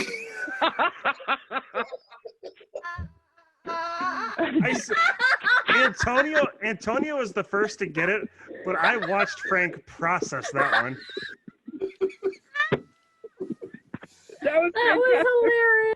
TJ's like, what am I doing with my life over This here? is a great pay-per-view. He This is was not the going to best invite me episode back. ever. TJ's rethinking his life right now. Oh, I've been doing that for I years. probably won't be asked back either. Spike pile driver. Well, here's the sad reality. If I had to kick off everyone off the show that was inappropriate at one time, I'd be doing this shit alone. Yeah, definitely. I've said some wacky Hey, things. Frank, that's her. Frank, that's her. It is not her. That It's is not. her. She would not let that happen. She would not let that happen. That looks like someone took her face and pasted it there. How do you know? Where did it come from? What's the source? For those of you who He's don't not know what stupid Antonio enough to and do Frank that. is talking about, Are I'm you not, kidding me? I'm Is not that, going is to that tell up you. there? I'm Is that not, up there now? I'm not going to tell you what they're talking about. I know what they're talking about, but where is it? Somebody message me. Oh, boy. I think I we need need to talk be about it right Are now. we investigative as talking well. about the cap that Antonio sent to the something phallic chat? Or is this a different photo that I Yes, haven't seen? No, everybody this is- that's this is the watching same this, one. we have a It's- chat called Something Phallic. Because everything ends up coming back to dicks. It started off as the Thunder Rosa Appreciation Group. And then it was the Shawn Michaels 95-97 appreciation group. There was no way that was not Phil that named it by the way. Wait, whose OnlyFans is that, Antonio? That's hers. That's Whose? hers. That Maybe can't be. That's not Go on. her. Well, She's a WWE talent. They're not going to let that happen. go on her Instagram. Yeah, she does post some very She goes under a different name. beautiful photos on her Instagram. So there's a match happening I right now. thought. I was going to say, I thought. Oh, there we go. I was like, I thought the Sorry, Spike we pile were driver was the distracted. finish for Stevie. Hey, you know what?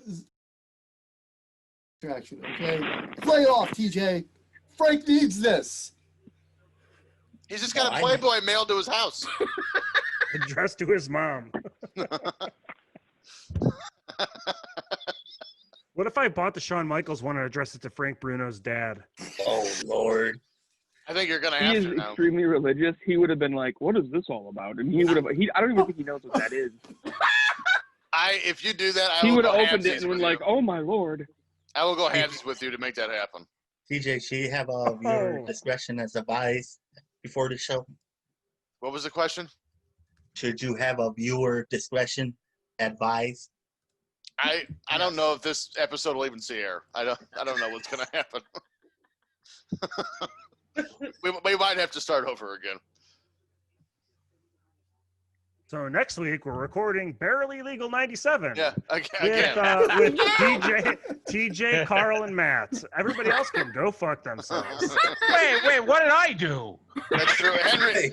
That's true. Henry's innocent in all this. Henry is innocent in all this, yes. We need a legal lariat from Matt, and he's not here to give us some sort of legal standpoint on anything. That's probably for the best because I think all of us would be in court if Matt was here right now. I think Matt's too Little people's court? fixated. Well, Sandman's got his shirt over his head, getting knocked upside the head.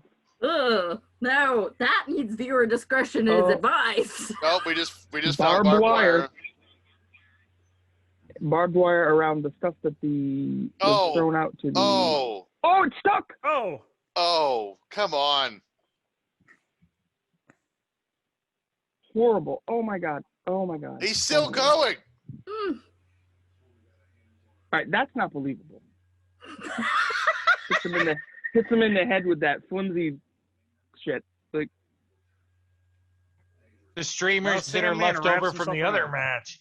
Yeah, I mean, when you do see the Sandman getting whipped with barbed wire, and you can see it sticking in his back, to then thwart Terry Funk with a piece of sheet metal is, is right. pretty silly.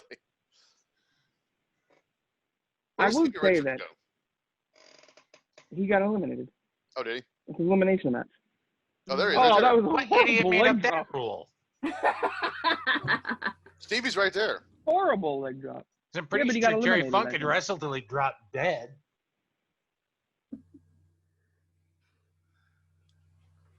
Wow.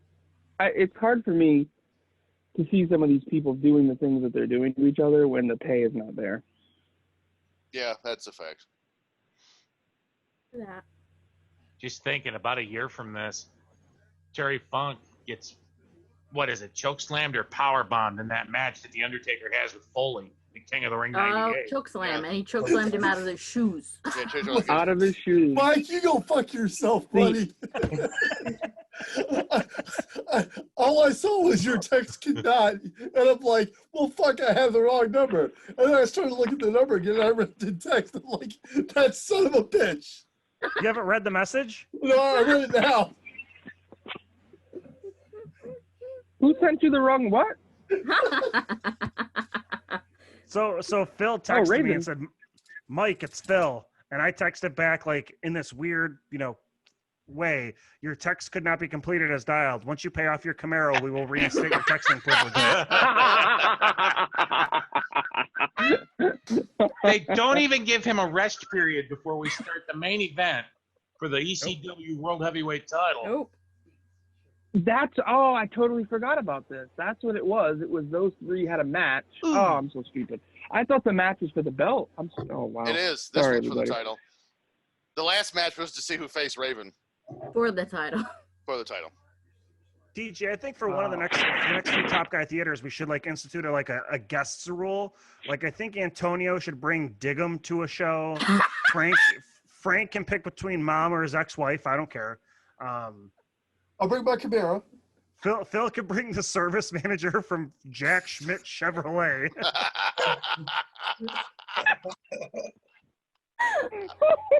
I'll bring all my friends with my map.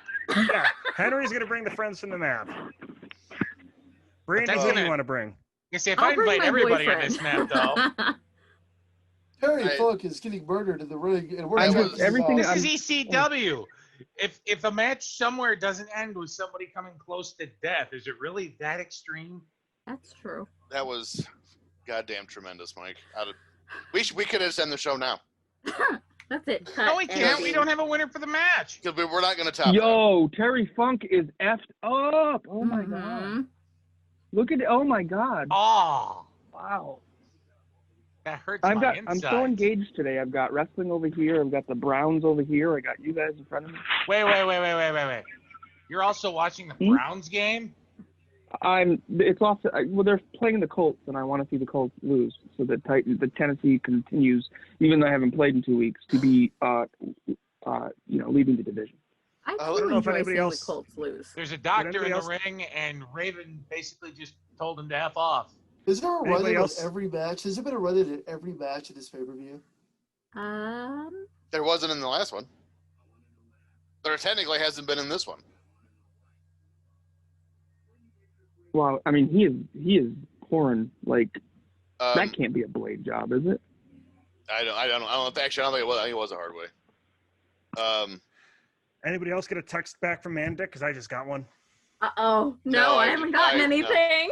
No. It just says, Papa, Noah Anthony, Mandic, I missed you. Oh, because we told him Toei Schiavone was here. Right.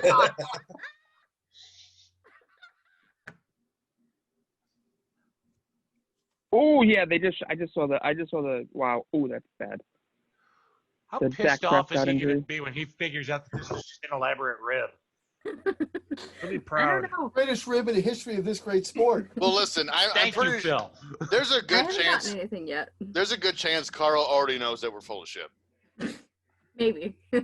Because, like, I think Carl's smart enough to understand if Tony Schiavone were to show up on the show, we wouldn't text him. We'd be ringing his phone off like, you need to leave mom wherever. Get your ass home.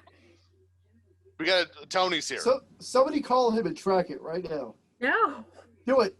No, I'm not doing that. I'm not interrupting him and his I'm mom. not calling. No. No. By the way, a little fact here. By the way, Terry Funk's back is bruised something terribly. Oh my God! Look at that. Looks like it. Oh yeah. Whoa. Fun fact, Terry Funk, the famed Funk family from Amarillo, Texas. Terry Funk, where was Terry Funk born? Was it Providence, Rhode Island? No, and it was not in Texas. New York City? Nope. New York City. Man, his back. Jacksonville, disgusting. Florida. No. Arkansas. Hang on. Hey Google, where was Terry Funk born? Come on, guys. Terry Funk was TJ's born in Hammond, TJ's Indiana. Indiana, Hammond, Indiana. Hammond, Indiana. Thanks, Google. Phil's a dick once again on the show. Cheating to get Siri. the answer to the question. I Hey, was, Hey, Alexa. What else is new? What's a dick dancer? What's a dick dancer? Did you just say that? I did, yeah. Who is that? Alexa, stop. My Alexa. No, who is this? Who does powerbomb Terry Funk? Was that a Looks like woman? Matt- I don't think know, that was a but- woman. Tony No, Schiavone like was Nicole also Bass? with that. No, that was not Nicole Oh, it Bass. could have been Nicole. No, it was not. And this Oh, is about to Nyla turn Rose. into the greatest night in the history of our great sport, ladies and gentlemen. Who was the woman that just powerbombed Terry Funk? I'm looking. We're looking. Oh, she's a part of Raven's Nest. Flock. Oh, here comes Terry Dreamer. Terry Dreamer. Not Tommy Terry Dreamer. Dreamer. Terry Dreamer. Go home, TJ. You're drunk. I'm not even drinking. How'd I'm just you been get drinking down water. That's weird. We switched spots. Normally you're actually drinking and I'm drinking the water. Yeah. And Yeah, I'm just drinking Yeah. water tonight. Oh, there's a Big dick. big dick. Oh, he's gonna powerbomb him. He's gonna put him down. This table's stacked up right there. Was it? Is Is He's it, gonna. is Oh, it a power shit. bomb or a choke slam? The choke slam. It's a I choke would say bomb. choke slam. Could you imagine too, like you're Tommy Dreamer, actually any of these guys getting paid next to nothing inconsistently, and they're like, "Hey, we're gonna throw you off a 10-foot balcony on a concrete floor, but don't worry, you'll fall on 3 tables." Like, are you out of your goddamn mind? No. yep. Screw it, I'm in. Yep, there he goes. He's going. Oh my God, look at this shit. Oh, Oh, or he's going maybe. Oh, look at that. Nope. Tommy Dreamer with the block. Oh, he's got a choke slam of his Oh, own. that was Oh, sweet That Jesus. was the worst choke slam in the history of our great sport. not. It doesn't Are help. we that ribbing Tony? He choked him and then he just shoved him. he slid off the table part of the way down, and yeah. And the fans are still going, ECW, ECW. Oh my. Such good shit. what are we doing with we throw the ECW ball was to really Becky? like a cult back in '97. Oh, absolutely. Mike. They're like Fight Club. Hey, you guys want to see some fuckers really just beat the shit out of themselves for Hey. no money? Where did that Hey, we trash don't- can come from? We don't talk about Fight Club. What are you And- talking about, Antonio? We're almost at the finish of the match here. We don't talk about Fight Club. And now Terry Funk, all covered in blood, appears to be trying to hulk up. Two.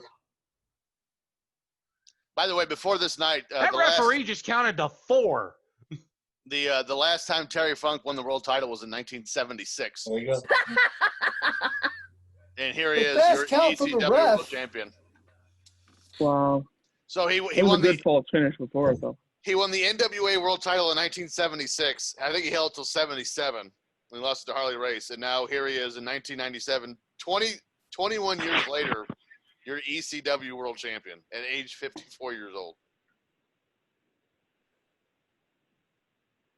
And actually, all this has been a shit show pretty much from the time we started. But if you actually go back and watch the Steven Richards Sandman Terry Funk match and then followed it up with this one, the story Funk tells on this night is epic. Look at that. He's Yeah. literally bleeding all over fans. That would not happen in today's wrestling world. And this is how the show's going to go off the air. The ECW faithful celebrating with Terry Funk and Tommy Dreamer in the stands. And also remember, keep in mind, in about how much time we got left in this show? So 45 seconds from now. about 30 seconds. So about 20 minutes after this happens, a generator is going to blow and they're going to lose power. All Frank heard in that sentence was blow. All Phil's Camaro heard in that sentence was blow. Touche. Touche. Oh, Straw Hat guy. Yes, Straw Hat Guy. Well, there you go. ECW Barely Legal, 1997. Guys, should we? Hey, we went on theme with this. We went on theme with this, TJ. They're barely legal, and what we talked about was barely legal. I think this show was on theme. This was an appropriate show. I have a feeling that when I post a show on YouTube, they're going to say it's not legal. So, as a very brief update, it turns out that injury that Dak Prescott suffered, he's going in for ankle surgery tonight. Yeah. He's done. He could lose his foot if they don't take care of it right away. Oh shit! Yeah, we need to. It was check an on James. ankle fracture and dislocation. Ooh, Yikes! Kind of like how mine won. Yeah, that was. So I Go ahead, Frank. well, I was gonna say because I know TJ, you're probably gonna say last thoughts on the show. Was that what you were gonna go with? What was it? Were you gonna say last thoughts on ECW? No, because we didn't Right. watch it. Hope, then Yeah, take it over, host. Well, it was watched right in front of me ECW all the Barely time. Legal, and No. we barely watched it. So let's. that's all not right, true. Well, Frank. for all of us. Let's. What were your thoughts on the show? All things. I mean, we obviously we watched it. So what were your thoughts on this show? You want me to start? Yeah. I'll start. I think that, first of all, Dave Meltzer doesn't know what the fuck he's talking about, because I would say that every match was quality, okay? I mean, was the worst show on the I don't think there was a worst match on the card. I mean, the one he rated worst match was actually decent. It wasn't the two greatest athletes in the world, but it had story. Like, every match had a story. Everything was great. I mean, I think it was a hell of a first shot for ECW. Brandi? I have to agree with that. I really enjoyed the Lance Storm match, obviously for the rat tail. And that was definitely worth more than whatever stupid rating he got it. And Francine and Beulah are both very roll tide. All time. Indeed. Let's go to our ECW inhabitant contingent up there in the Northeast. Henry and Antonio. You guys are from the area. I didn't even ask you this during the show because so much shit was going on. Were you guys watching ECW 97 up there? I was not. Antonio, were you? Only like after Shotgun Saturday night, because it used to be on like that late night. I would watch a couple episodes. Yeah. Okay. So you didn't watch. Obviously, you didn't watch this live. Then. So what were your guys' takeaways from ECW Barely Legal 97? And now watching it back, was it good enough to make you think, I wish I would have known this was going on, so I could have gone and watched one of their shows? Because they were up in that area a lot. Yeah, 100%. Like, I wish I would have watched it more. Truthfully, it was actually a pretty good show. I have three takeaways from this. One, I'm going to hop on Frank's train for a second. Fuck Dave Meltzer. He doesn't know what he's talking about. Two, after seeing that match for the World Heavyweight title, part of me is surprised that Terry Funk is still alive. Yeah. Because that, even by my standards, was brutal, but it was a good match. And three, I can't help but begin to wonder a little bit if Paul Heyman had been more flush with cash, what ECW could have actually been like if they could have competed with McMahon and Turner, because this is definitely a niche compared to what the two big dogs at the time were putting out themselves. And Shivani's even echoed that sentiment himself, which I was getting up just now so I could get this guy down. Oh shoot. My Terry Funk ECW champion figurine. Phil Jackson, thoughts on the show? So, I mentioned earlier how it seems like ECW is kind of a cult. In a lot of ways, that's true. There was maybe 400 people at that show. Every single person in that show was engaged. No one was sitting around they didn't have phones back then, so they weren't staring at their phones. Nobody looked bored. Everyone looked like they were having a fantastic time. And even with the sound off, and this being the first full ECW pay-per-view I have watched beginning to end, I can tell you that this show had heart. WCW, WWE, they were the money machines, but this show, 100% heart through and through. Every single person there was there for the wrestling and not for the paycheck. The paycheck was nice too, but they all knew Paul Heyman couldn't pay him shit. So they were there to make a statement, and it showed. So I just looked up some numbers on this show. Believe it or not, there was 1,170 people there. So they did $66,000 at the gate, and then they did a 0.26 buyer rate, which is 104,000 buys. All in all, I would say that for a regional promotion, I would say that's killing it. Knocking it out of the park. Damn impressive. Mike Cobb, what do you think? Well, my last name's Kolb, but that's okay. We know you're related to Kevin Cobb. This has been established. I'm gonna go the unpopular opinion here. So I'll give them respect where it's earned and where they deserve it. Right. The event was fun to watch. Will I watch it ever again? You could call me up, TJ, and say, hey, 1 year from today, we're covering Barely Legal 97, except we're covering the Spanish version. I'm probably not watching it. It was good. For what it was in the time, it was good. There was a lot of botched spots, though. Almost every match had some kind of glaring botch. But then again, this was 1997. Things were a lot different there. Maybe training wasn't all there. And that's not what ECW was about. It wasn't hitting these picture-perfect spots. It was about extreme, which was cool to watch, right? I will watch other ECW stuff, absolutely. I wasn't a big fan of it, but obviously I'm in the minority here compared to the reviews we've gotten so far. But that's just my thoughts. Well, I was not going to echo this.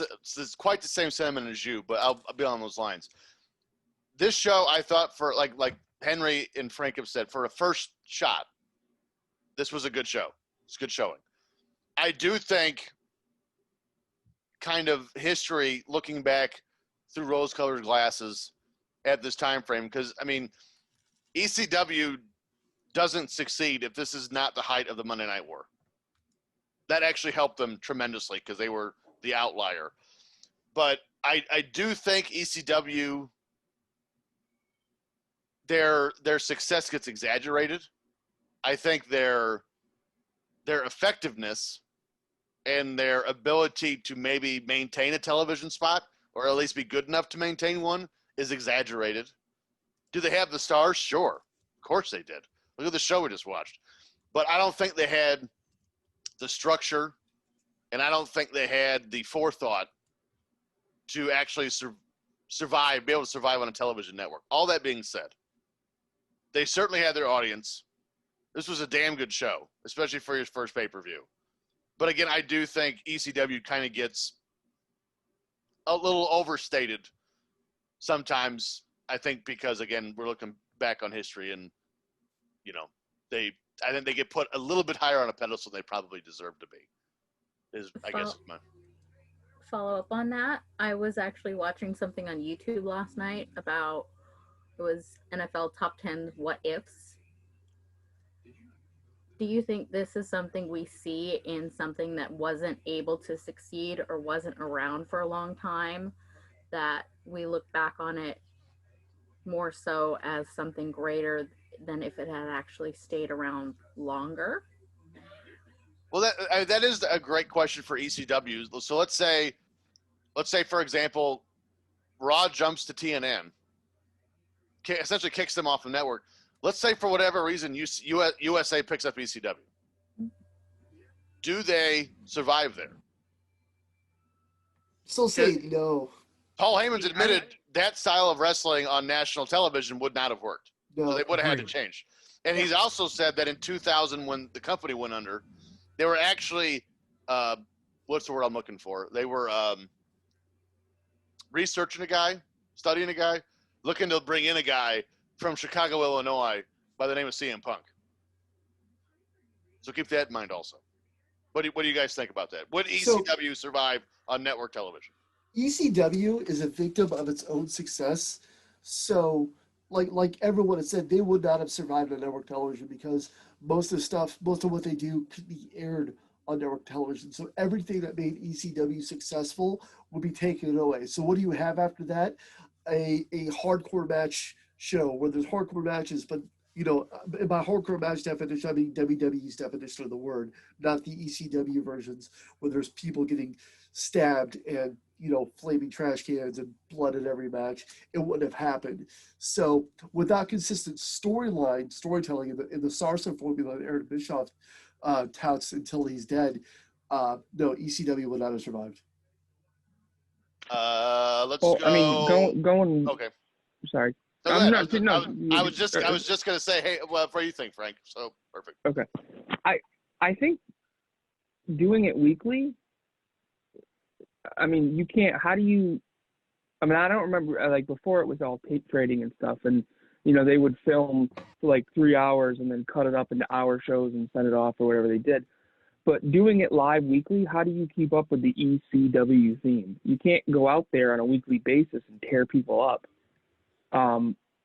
So you have to become a wrestling organization and have wrestling matches. And so, I mean, think about it. When WWE tried to resurrect it, right, they called it ECW. They put it on its own sci-fi network for an hour, and it didn't succeed because people were tuning in to watch blood and guts, and that just wasn't happening. And I think Phil said victim of its own success. Right. It's when a company grows too fast and you don't have the pieces in place to support the growth.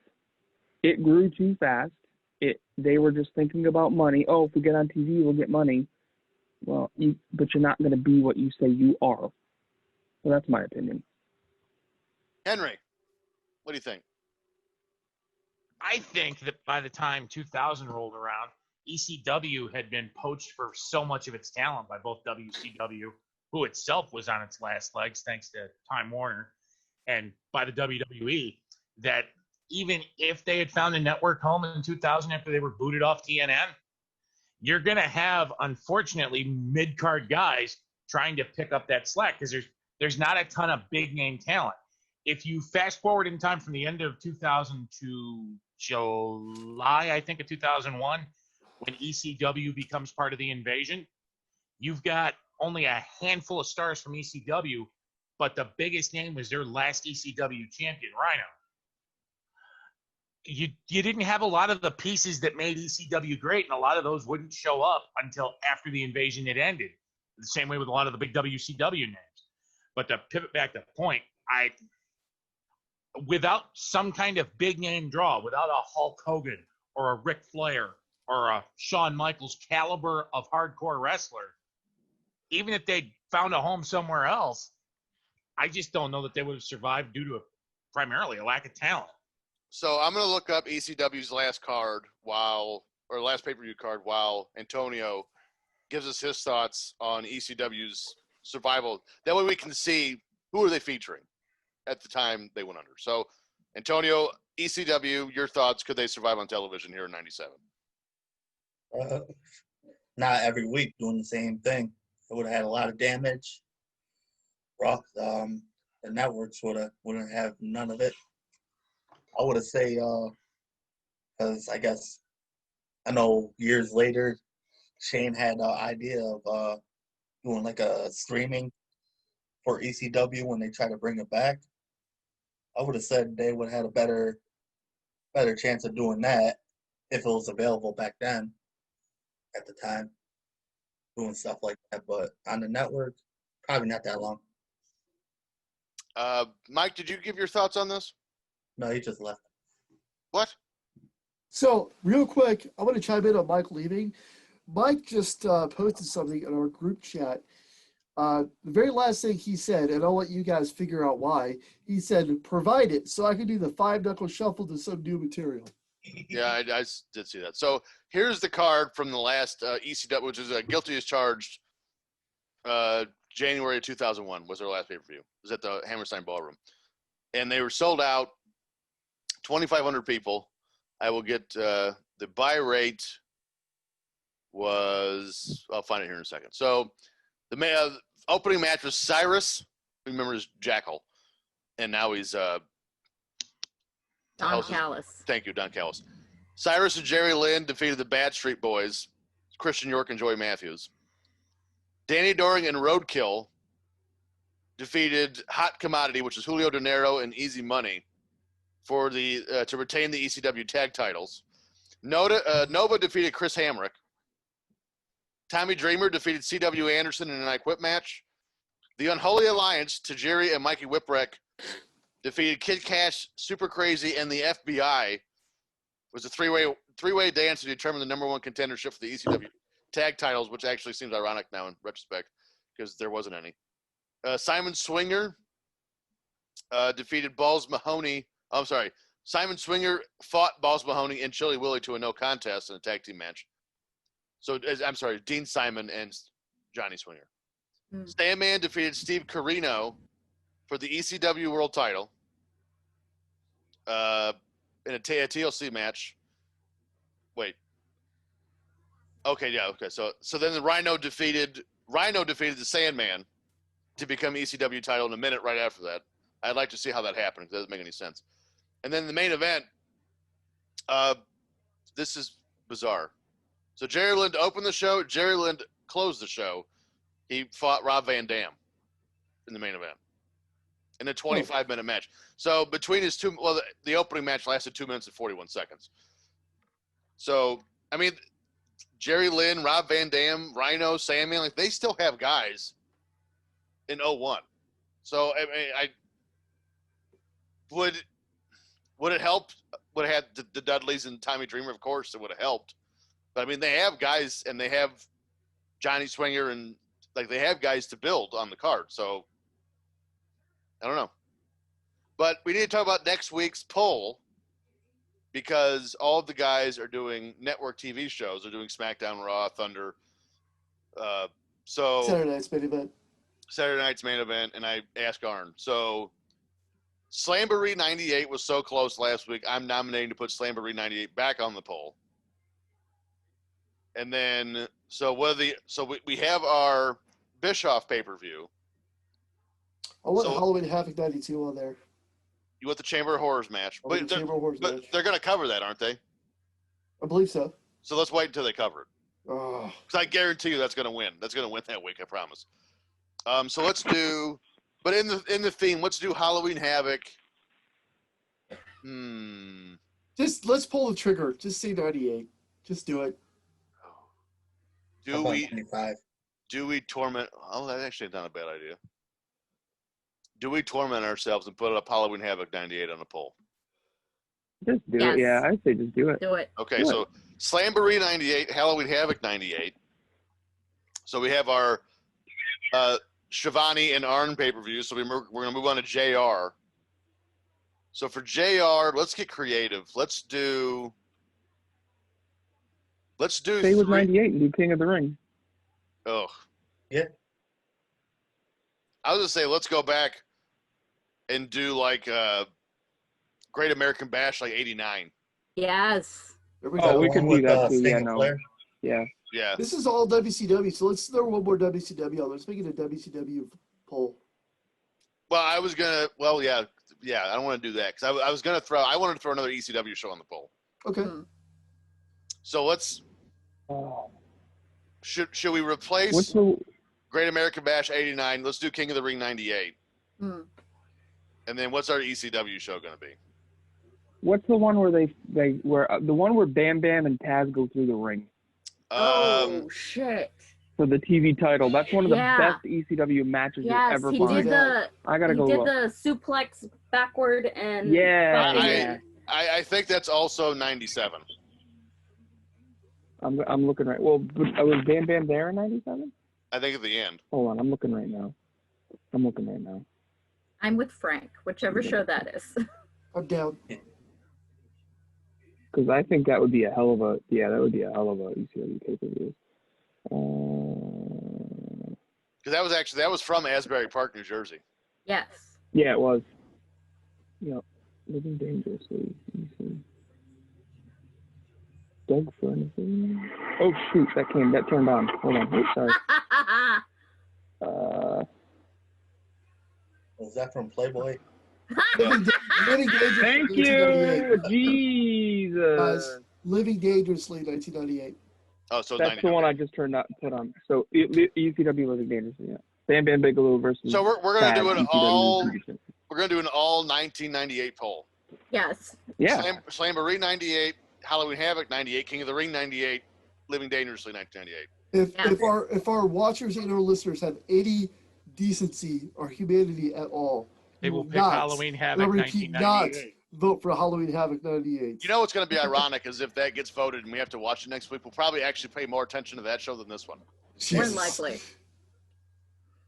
But I suppose it's that time to say goodbye.